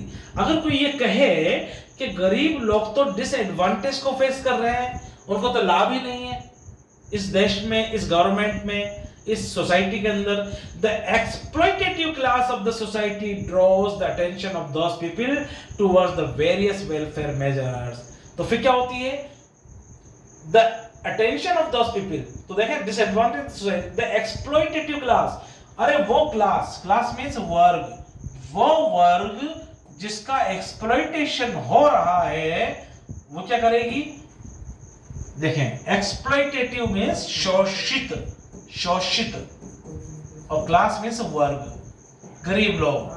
of the society draws the attention of those people, उन लोगों का ध्यान आकर्षित करते हैं towards the various welfare measure, जो अलग अलग तरह के भलाई के प्रोग्राम चलाते हैं, like free education, जो भाई फ्री एजुकेशन है, that are designed by the government for the welfare of the poor people। अरे एजुकेशन प्रोग्राम डिजाइन तो किए जाएंगे गरीबों के लिए, उनके उत्थान के लिए, उनके तरक्की के लिए, प्रोग्रेस के लिए, पर असल में क्या इस उद्देश्य की प्राप्ति सरकारें जानबूझ के कर रही हैं, या स्कूल्स जानबूझ के कर रहे हैं, या यूनिवर्सिटीज सिलेबस इस तरह के करिकुलम बना रही हैं कि इन उद्देश्यों की प्राप्ति हो, परंतु सच तो यह है कि रिजल्ट्स जो आते हैं बिल्कुल अपोजिट आते हैं। गरीबों के कितने लोग मेडिकल में सेलेक्ट होते हैं? आप सर्वे करो, एमबीबीएस में नीट एग्जाम हो रहा है, कितने लोग गरीब सेलेक्ट होंगे? कितने लोग आईएएस में सेलेक्ट होते हैं गरीब? एक आईएएस में लेबर का लड़का होता है, पूरे न्यूज बन जाती है हेडलाइन पर इंडिया में। अरे भाई आप नंबर परसेंटेज तो निकाल लो ना, कितने आईएएस में से हुए, 2-3 हुए तो आप उनको हाईलाइट कर रहे हो। तो एजुकेशन तो केवल अमीर आदमी के लिए है। Welfare of the poor people, when the poor people express their grief, और जब गरीब आदमी अपना ग्रीफ, अपना दुखड़ा रोता है, गरीब आदमी बेचारा अपना क्या करेगा, ग्रीफ यानी कि दुखड़ा, दुख, फॉर बीइंग एक्सप्लॉइटेड, और वो कहता है कि मेरा तो शोषण हो रहा है, एंड एनस्लेव्ड, मैं तो गुलाम बन गया हूं, गरीब आदमी कहता है। द गवर्नमेंट जस्टिफाइज, तो गवर्नमेंट ये कह के उसे समझाती है, न्यायोचित करती है कि भाई आपके साथ तो न्याय हो रहा है, जस्टिफाई कर रहे हैं देयर सोरोफुल स्टेट, उनकी दुखद अवस्था को, बाय क्लेमिंग, और गरीबों को सरकार ये समझाती है that the rich people also go through difficulties as they have to pay huge Vishal taxes out of their income। अरे भाई तुम तो गरीब हो, तुम्हें टैक्स देना नहीं पड़ रहा है, सरकार समझाती है। अमीरों से तो हम कितना इनकम टैक्स लेते हैं, पर क्या गरीब उस साबुन की टिकिया जो लेता है कि उस पर जीएसटी नहीं देता है? गरीब क्या किराया टैक्स देता है, ट्रक में बैठ के आ रहा है मजदूरी करने के लिए 10 रुपए देके, या रोडवेज की बस में आ रहा है, क्या उस पर टैक्स नहीं है? हर चीज के ऊपर वो किराया भी तो उसके लिए, तो जो भी उसकी जेब से जा रहा है वो टैक्स है, एक्सपेंसेस है। अब एक्सपेंसेस को, आप टैक्स को, any Penney that is going outside his pocket, मजदूर के जेब से, वो सब क्या है, एक्सपेंसेस है, मैं टैक्स मानता हूँ उसको। तो आप हर चीज में, तो पेट्रोल भरा रहा है उसमें टैक्स दे रहा है गरीब आदमी, साबुन की टिकिया ले रहा है उसमें टैक्स दे रहा है, कोई भी डिब्बा बंद खाना, चाय डिब्बा बंद, सब पे जीएसटी लग रही है। तो आप उस गरीब को तो बता रहे हो कि तू टैक्स नहीं दे रहा है, अमीर लोगों से हम टैक्स ले रहे हैं इनकम, पर भैया ये टैक्स क्या है, काम करने के लिए 10 रुपए देके उसे दूर जाना पड़ता है, अपने घर तो काम मिलता नहीं है, ये क्या है? ये तो बता रहे हैं 10 जाने के 10 आने के 20 तो ये गए रोज, ये क्या है? ये टैक्स नहीं तो और क्या है? However, फिर भी nobody pays heed, heed means लिख लो बेटा अटेंशन, ध्यान, फिर भी कोई ध्यान नहीं देता इन बातों पे, to the fact, सच्चाई पे, that the poor people are made to work tirelessly, tirelessly मतलब बगैर थकान के, यानी कि थकान तो हो रही है लेकिन आपको रेस्ट नहीं लेना है, उसे बोलते हैं टायरलेसली, बगैर रेस्ट लिए आपको काम करना है गरीब आदमी को, and large amount of their wages, wages means मजदूरी, और गरीब आदमी को अपने हिस्से की मजदूरी का ज्यादातर हिस्सा is spent in paying rents, वो किराया, कभी बस का, कभी ट्रक का, कभी कमरे का, इन सब में देना पड़ता है उसको। तो ये इनकम टैक्स नहीं तो क्या है? अगर अमीर आदमी को तो आप कह रहे हैं कि साहब वो इनकम टैक्स ले रहे हैं मुझसे, गरीब को खर्च नहीं करना पड़ रहा है क्या? The unjustifiable structure of the society leading to psychological superiority in the rich class. The unjustifiable, अन्यायोचित structure of the society leading to psychological means मनोवैज्ञानिक। क्या होता है बेटा साइकोलॉजिकल? मनोवैज्ञानिक। The unjustifiable, अन्यायोचित स्ट्रक्चर, संरचना ऑफ द सोसाइटी, समाज की संरचना जिसमें न्याय नहीं है, leading to psychological superiority in the rich class, ये जो सोशल सेटअप है समाज का, ये समझा देता है रिच क्लास को, अमीर वर्ग को, कि आप ही सुपीरियर हैं। यानी कि एजुकेशन, आपने फिल्म देखी होगी मोहब्बत है, अमिताभ बच्चन साहब आते हैं, कहते हैं आप गुरुकुल, स्कूल का नाम है, आप गुरुकुल के विद्यार्थी हैं, आप आम स्टूडेंट्स नहीं हैं, आप कल बाहर जाएंगे, आप बड़े बड़े इंडस्ट्रीज, बड़े बड़े कॉर्पोरेट ऑफिसेस, बड़े बड़े ब्यूरोक्रेट्स बनेंगे, आप आम विद्यार्थी नहीं हैं, आप और लोगों से सुपीरियर हैं। ये बिल्कुल सही बताया उन्होंने मोहब्बत फिल्म के अंदर। जो प्रिंसिपल होते हैं अमिताभ बच्चन, वो स्पीच देते हैं उनके स्टूडेंट्स को, गुरुकुल उनके स्कूल का नाम होता है। तो आज की एजुकेशन सिस्टम ये है जिसमें अमीरों को ये सिखाया जाता है कि आप सुपीरियर हैं, वही गरीब लोग इन्फीरियर हैं, ये आपकी सेवा के लिए बने हैं, आपको उनसे काम लेना है, सेवा करवाना है, ये आपको सिखाती है एजुकेशन, आज की modern education. The structure of the society, समाज का ढांचा, संरचना कुछ ऐसा है that always favours the rich, कि उसमें जो है रिच ही फायदे में रहते हैं। सोसाइटी हमेशा रिच को फेवर करती है। Exploitative and privileged class and denies equal rights to the people poor section. जो एक्सप्लॉइटेटिव का मतलब एक्सप्लॉइट करने वाले, अमीर, द रिच मीन्स अमीर लोग, और प्रिविलेज्ड मीन्स सुविधा युक्त, जिनको सुविधाएं मिली हैं, सुविधा युक्त लोग, एक्सप्लॉइटेटिव मीन्स शोषण करने वाले लोग, रिच तो अमीर ही एक्सप्लॉइटेशन करते हैं और उन्हीं को सुविधाएं मिली हुई हैं, और एंड डिनाइज और वो इस बात को रिफ्यूज करते हैं equal rights to the poor class. वो कहते हैं अमीर आदमी उनको तो सब फैसिलिटीज मिल रही, प्रिविलेज मीन्स फैसिलिटीज, उनको उनका एक्सप्लॉइटेशन हो ही नहीं रहा बल्कि वो एक्सप्लॉइटेशन करते हैं, रिच भी हैं और वो समान रूप से अधिकार देना नहीं चाहते हैं किनको, पुअर को, गरीब section, the poor section of the society को। The poor makes the members of the rich class feel that they are naturally entitled to go to, और वो ये सिखा देते हैं कि गरीब लोगों को ऐसे ही चलना है। एलीट स्कूल, एलीट का मतलब होता है हाई क्लास, उच्च वर्ग को बोलते हैं एलीट। एलाइट नहीं बोलेंगे, प्रोनाउंसिएशन क्या है बेटा इसका, एलीट। बस फिनिश करने वाले हैं तो कोई दिक्कत नहीं है, थोड़ा हौसला रखें बेटा, स्टडीज में तो थोड़ा आपको वक्त और टाइम सब देना पड़ता है। Elite schools get reputed job, elite कौन से, वही convent English medium, get reputed jobs with extravagant remuneration. Extravagant का मतलब खर्चीला, क्या होता है एक्स्ट्रावेगेंट, खर्चीला। स्पेंड थ्रिफ्ट इसके लिए एक और वर्ड है, सॉरी, रेम्यूनरेशन बोलते हैं मेहनताना, जो सैलरीज मिलती है वो रेम्यूनरेशन कहते हैं, मेहनताना। And have a high status in society, और जो अमीर लोग होते हैं वो फिजूल खर्ची वाले होते हैं, हाई खर्चे वाले, उनके रेम्यूनरेशन बहुत हाई होते हैं, उनकी सैलरीज। तो रेम्यूनरेशन का मतलब इनकम ले सकते हो आप, इनकम, सैलरी, मेहनताना, वेजेस, कुछ भी बोल दो, emoluments. And have a high status in the society, अमीर लोगों का सोसाइटी में स्टेटस भी हाई होता है। कॉन्सिक्वेंटली, परिणाम स्वरूप, the members of the rich class find the people living conditions and the pitiable means दयनीय स्थिति, state of the poor class of the society as acceptable, और नतीजा ये निकलता है गरीब ही रह जाता है और उसका जो है स्थिति दयनीय हो जाती है, पिटेबल। हाउएवर मींस बट, क्या होता है बेटा हाउएवर मतलब but the poor class of the society, लेकिन गरीब लोग जो हैं समाज के, is never able to accept the idea of being oppressed. Oppressed मतलब अत्याचार के मारे, अत्याचारी नहीं, अत्याचारी तो करने वाला होता है, अत्याचार जिन पे हो रहा है वो है ऑप्रेस्ड, अत्याचार के मारे, बाय द रिच। और गरीब लोगों को कौन ऑप्रेस कर रहा है, कौन अत्याचार कर रहा है, रिच लोग। बट एनी रिसेंटमेंट, रिसेंटमेंट का मतलब लिख लीजिए सैडनेस, दुख।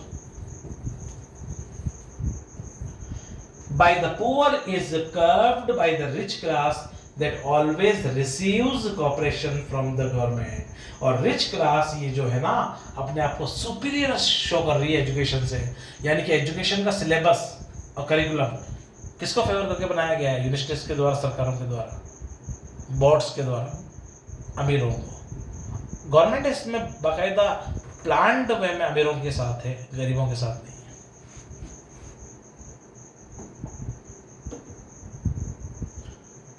The ironical portrayal of the necessity of slavery, देखें आप,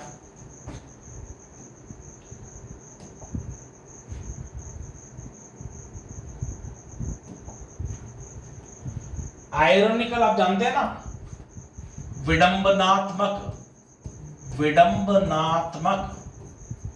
विडंबना क्या होती है, विडंबना क्या होती है बेटा, जो चीज आपके पास में बहुत बड़ी मात्रा में फिर भी आप उसको मिस कर रहे हैं।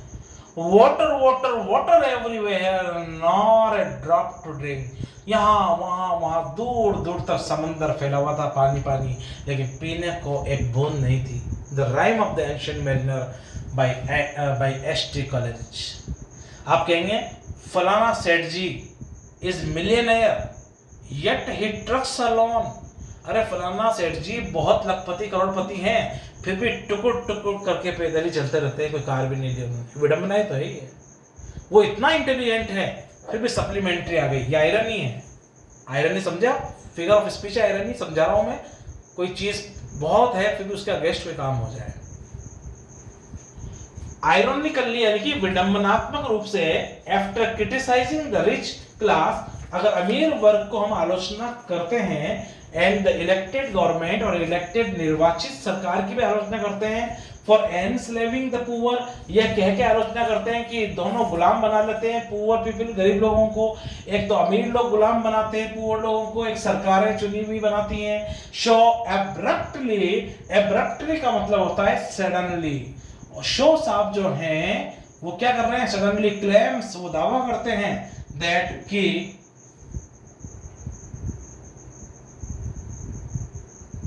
Slavery is indispensable. इंडिस्पेंसेबल का मतलब होता है बेटा आवश्यक। वो ये कहते हैं कि स्लेवरी जो है ना वो क्या है, इंडिस्पेंसेबल है।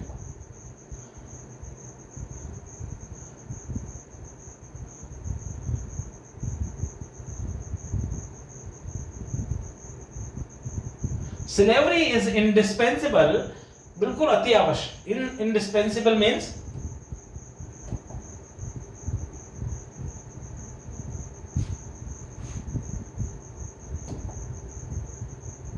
slavery is indispensable, mandatory, mandatory का मतलब भी आवश्यक और indispensable का मतलब भी आवश्यक।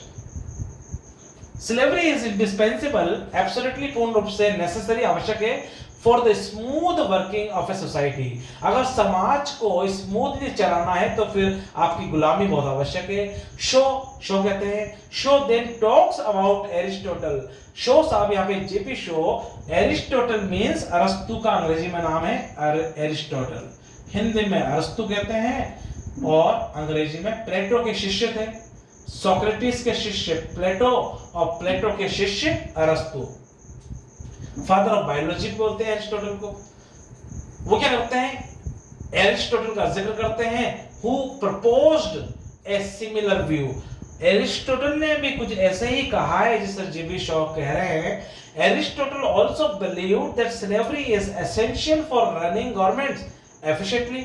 अगर सरकारों को चलाना है एफिशिएंटली तो गुलामी तो मेंटेन करनी पड़ेगी समाज के अंदर। शो क्लेम्स, शो कहते हैं दैट द अनप्रिविलेज्ड, सुविधाहीन, जिनके पास सुविधाएं नहीं है, वो unprivileged people choose only to well dressed, powerful, rich and polished. अरे गरीब लोग अपने ऑफिसर्स के रूप में केवल ऐसे लोगों को चूज करते हैं जो वेल ड्रेस्ड होते हैं और कैसे होते हैं, पावरफुल होते हैं और कैसे होते हैं, रिच होते हैं और polished people. Polished means sophisticated यानी कि कल्चर्ड। अरे भाई आपके पास में अभी कोई एसपी साहब हो और इस मोहल्ले में साइकिल से आए हो, ओके यार तो चोर देखा है, भगते देखा है क्या, तो आप कहते मुझे पता नहीं है यार। और जब एसपी साहब फुल स्टार्स लगा के बड़ी महंगी सी गाड़ी में और अच्छे एक्सेंट में बात करके आएंगे, आपने देखा है क्या चोर को, हैव यू सीन इंग्लिश बोलते हुए, तो सारा बोल रहा है साहब, हाँ फरमाइए साहब। तो आपके ऊपर जो ऑफिसर्स हैं, आप गरीब लोग कैसे चुनते हैं उनको, बहुत पावरफुल, चमचमाती गाड़ियों में आने वाले और अच्छी आवाज में बोलने वाले ऐसे लोग आएंगे तो फिर उनके रूल्स को फॉलो आराम से हो जाएगा। सरकारें चलानी है तो जो रिच लोग हैं उनको अच्छे कपड़े पहनने होंगे, अच्छी कारों में आना होगा, अच्छी बढ़िया साउंड बास अच्छी होना चाहिए, आवाज का बास जानते हो ना, बेस बोलते हैं, क्या बोलते हैं, बेस, आवाज का base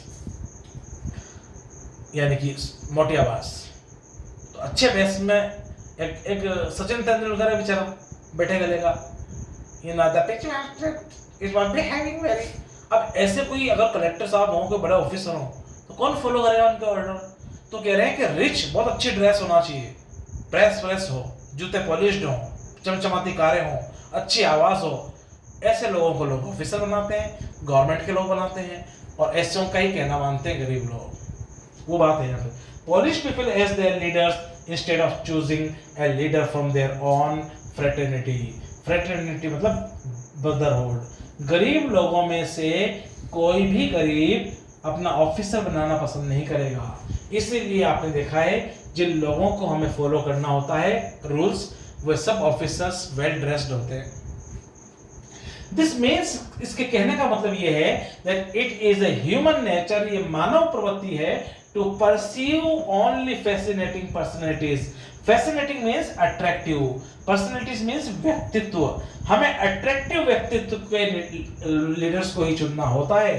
this leads to the creation of superior class in the society, और यहीं से नींव पड़ जाती है अमीर लोगों को सुपीरियर मानने की धारणा की। That is always meant to rule and inferior class that is always meant to be ruled henceforth. इसलिए ये एक नियम सा बन जाता है कि अमीर लोग क्या हैं, वही सुपीरियर हैं, रिच हैं, और वही क्या है, लॉर्ड से मालिक शोषण करने के लिए।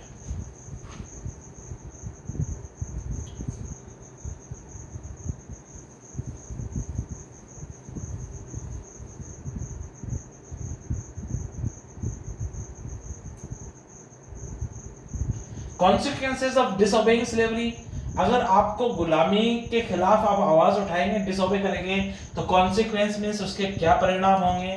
देखें, फाइनली आखिरकार शो सम्स अप, शो इसको सम अप मतलब सम अप, कुल मिला के छोटे से ब्रीफ कर रहे हैं इसको, हिज आर्गुमेंट्स, उनके तर्कों को, बाय क्लेमिंग, ये दावा करके that man can never be truly free, कि कोई भी आदमी पूर्ण रूप से फ्री मीन्स आजाद नहीं हो सकता, उसको पूर्ण फ्रीडम नहीं है, because nature governs 12 hours of man's life in which man is supposed to perform the necessary functions.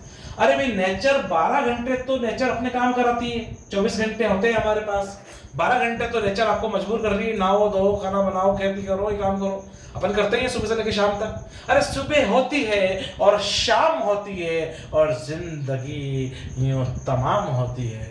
हम क्या है, घर आके बहुत रोए माँ बाप अकेले में, क्योंकि मिट्टी के खिलौने भी बहुत महंगे थे मेले में।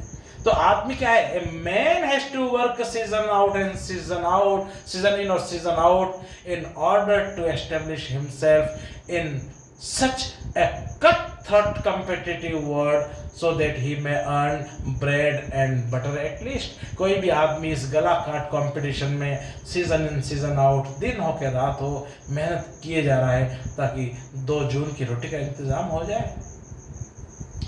तो हम क्या कर रहे हैं, 12 घंटे तो प्रकृति हमसे काम करवा रही है of man's life in which man is supposed to perform the necessary function like, और जिसमें आदमी क्या है, नेचर के प्रति आवश्यक काम करता है, जैसे ईटिंग, प्रकृति के लिए आपको खाना ही पड़ेगा, ड्रिंकिंग, आपको पीना है तो पानी लाना है, छानना भी है, स्लीपिंग, सोना है तो बिस्तर भी बनाना है, एंड वॉशिंग, नहाना धोना भी है तो साबुन भी बनाना है, in order to fulfil his physical requirement. और फिर कोई भी आदमी, हिज मतलब कोई भी आदमी अपनी शारीरिक रिक्वायरमेंट्स को, सोने की, खाने की, पीने की, उसको फुलफिल करना है तो उसे इन सब चीजों का इंतजाम करना होगा। मुझको थकने नहीं देता ये जरूरत का पहाड़, मेरे बच्चे मुझे बूढ़ा नहीं होने देते। फादर की पेंशन हो जाती है पर बच्चों की रिक्वायरमेंट पूरी नहीं हो रही है, तो मुंशी का काम कर रहे हैं फादर। यही हर घर के अंदर सिनेरियो है। पेंशन के बाद भी लोग रेस्ट करना चाहिए पेंशन के बाद, लेकिन हम देखते हैं कर्मचारी पेंशन के बाद भी क्या है, लोग कोचिंग में पढ़ाने जा रहे हैं, मुंशी का काम कर रहे हैं, क्योंकि उनके बच्चों की रिक्वायरमेंट, बच्चे उन्हें बूढ़ा ही नहीं होने दे रहे। पापा दौड़ते रहो, पापा दौड़ते रहो, पापा दौड़ते रहो, मुझको थकने नहीं देता ये जरूरत का पहाड़। हमारी नीड्स कैसी है, पहाड़ जैसी, और मेरे बच्चे मुझे बूढ़ा नहीं होने देते। बूढ़े होंगे तो रेस्ट करेंगे, उन्हें रेस्ट नहीं, बूढ़े होंगे भी यंग हो, दौड़ो, आप काम करो। Man is required to work for himself in his own fields or for his employer in the order to earn a living। और कोई भी आदमी 12 घंटे काम करता है अपने एम्प्लॉयर, नौकरी देने वाले के वहां पे। Hence, इसलिए the idea of freedom is illusionistic। illusionistic का मतलब निकले भ्रमात्मक। इसलिए अगर कोई ये सोच रहा है कि वो आजाद है, फ्री है, उसको फ्रीडम है, लिबर्टी है, स्वतंत्रता है, तो ये आइडिया कैसा है, इल्यूजनिस्टिक लिख लो, भ्रमात्मक।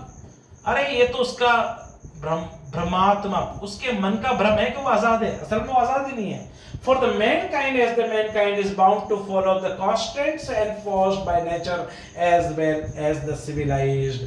और फिर हम ये नेचर ने जो हमारे ऊपर प्रेशर बना दिया है, इसको हम ऐसे ही करते चले जाएंगे और फिर दूसरे मनुष्य भी हमारे ऊपर प्रेशर बना देंगे। मैन मेड सोसाइटी, ये सोसाइटी किसने बनाई? ये आदमी ने। इनफैक्ट वास्तव में इन सिविलाइज्ड सोसाइटी, एक सिविलाइज्ड यानी कि कल्चर्ड सुसज्जित समाज के अंदर डिसओबीडियंस ऑफ लॉज, कानून को नकारना, उनको नहीं मानना, and rules by digressive man lead to their imprisonment and extreme cases. और जब आप किसी कानून को नहीं मानेंगे, समाज के द्वारा बनाए हुए, किसी देश के बनाए हुए, तो फिर आपको इम्प्रिजनमेंट, जेल भी हो सकती है। अब जेल होगे तो कहां आसान तो आपको किसी देश में, कंट्री में रहना है तो वहां के ट्रैफिक रूल्स भी मानने हैं, बदले में आपको थोड़ी सी रक्षा मिल जाती है। आप जंगलों से जा रहे हैं तो पुलिस की जिप्सी है तो थोड़ा अच्छा लगता है उनको कि लूटपाट नहीं होगी, यहाँ पे डाकुओं का खतरा नहीं है, पुलिस की जीप मिलती है, रात को अपन 12 बजे आ रहे हैं। लेकिन पुलिस फिर आपकी बहुत सारी आज़ादी को कर्टेल भी कर देती है, देश के कानून कर्टेल कर देते हैं, और कई बार आप कानून को आप डिसओबे करेंगे तो फिर आपको जेल भी हो सकती है। फिर जेल होंगे तो आप फ्री कहाँ होंगे? An act of going against the rules, अगर आप एक्ट कोई काम करेंगे रूल्स के अगेंस्ट जाने में तो फिर आपको जेल भी हो सकती है, इम्प्रिजनमेंट एंड इन एक्सट्रीम, बहुत चरम केस, बहुत हाई केसेस में होती है वो, बहुत सीवियर केसेस में इट में even lead to their execution, और कई बार तो एग्जीक्यूशन मींस कैपिटल सेंटेंस भी हो सकती है। Therefore at the end there is a power cut, so you please let me sum up this, only one point is still left, एक ही point बाकी है इस ऐसे के अंदर, और वो आप देख लें, मैं समझा देता हूं। पावर कट, यहाँ लाइट चली गई है, और इस एक पॉइंट को आप समझ लें। लास्ट में शो कहते हैं कि इंडस्ट्रीज के अंदर भी मजदूरों को भी आपको डेमोक्रेटिक सेटअप होगा, उनकी हेल्थ तो देखनी पड़ेगी आपको, उनके एंटरटेनमेंट का इंतजाम करना पड़ेगा फैक्ट्री मालिकों को, और वहां पे भी पूर्ण रूप से डेमोक्रेटिक सेटअप हो, तभी लोग आज़ाद हो पाएंगे। वो कहते हैं कि आप थके हुए आते हैं फैक्ट्री से, और थके हुए जब आते हैं तो फिर क्या होगा आपके पास में, आप आज़ाद, पहली बात तो आज़ादी है क्या? शो साहब कहते हैं आज़ादी का मतलब आप चाहते हैं छुट्टियों को आज़ादी मानते हैं क्या? अरे भाई छुट्टियां हैं, पैसे जेब में नहीं तो कैसे आप एंजॉय करोगे? और छुट्टियां हैं और पैसे भी हैं पर आप थके हुए हैं तो आप एंजॉय नहीं कर सकते। कल से आप मेरी किताब पढ़ना चाहें, शो साहब कहते हैं, लेकिन आप थके हुए हैं तो आपको आधे घंटे में नींद आ जाएगी। तो आप सोच लीजिए, आपको जो है एक 70 ईयर्स तक 8 घंटे आप काम करना चाहेंगे, या फिर 45 ईयर्स तक आप जो है 8 घंटे, ऐसे कुछ है, प्रेसाइज डेटा मुझे पता नहीं है, लाइट चली गई है। वो कह रहे हैं कि या तो 75 ईयर्स तक काम करो आप लंबे टाइम तक, तो 4 घंटे डेली काम करना है, फिर पेंशन होगी, या फिर ऐसा करो 45 साल में या पेंशन लो, लेकिन फिर काम 4 घंटे नहीं करना है, 8 घंटे करना है। तो इसका डिसीजन ले लीजिए आप। ये घंटे कितने हैं ये आप ऐसे में देख लेना। भी लाइट चली गई है, ये चूंकि मेरा पढ़ा हुआ है इसलिए मैं बता रहा हूँ, प्रेसाइज नहीं हूं मैं। 75 वो लाइन्स आप देख लेंगे उसके अंदर, पर यही जिस टेस्ट का अर्थ यही है। उसने कहा लंबे टाइम तक आप काम करें तो फिर आपको डेली कम काम करना पड़ेगा, यूं समझ लो जनरलाइज वे में। और अगर आपको जल्दी ही काम से फ्री होना है, लाइफ एंजॉय करनी है, तो फिर आपको हार्ड वर्क करना पड़ेगा लंबे समय तक। फॉर एग्जाम्पल 75 साल में पेंशन लेनी है तो 4 घंटे डेली काम करो, और अगर 45 साल में पेंशन लेनी है, फ्री होना है काम से, नौकरी से, तो फिर 45 साल में तो आपको 8-8 घंटे काम करना पड़ेगा। ऐसे उन्होंने डेटा दिया है, मैं डेटा के बारे में श्योर नहीं हूँ 45 है कि 70 है कि 75, पर ये लाइट चली गई है इसलिए मैं बता रहा हूँ आपको, इसको वाइंड अप कर रहा हूँ मैं ऐसे को।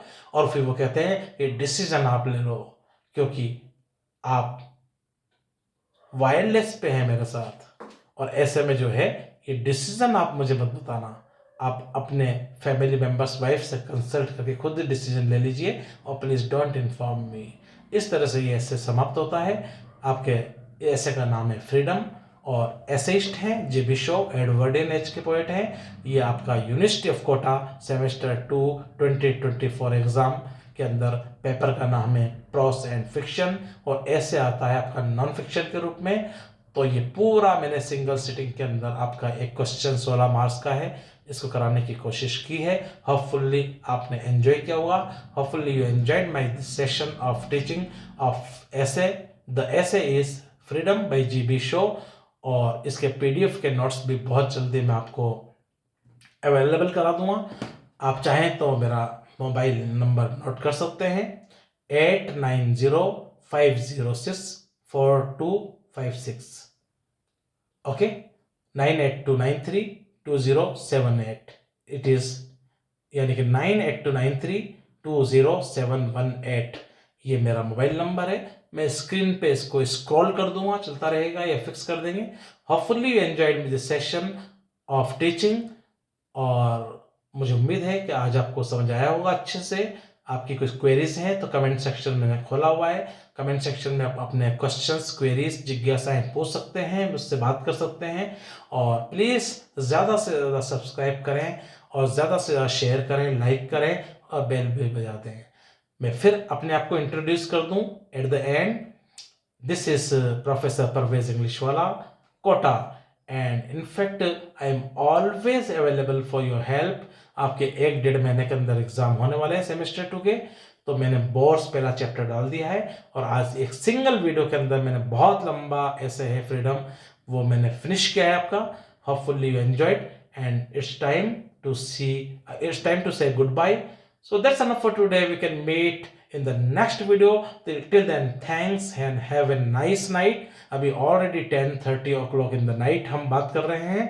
Okay, so we can meet in the next video. Till then, thanks. Have a nice night. See you. Bye bye.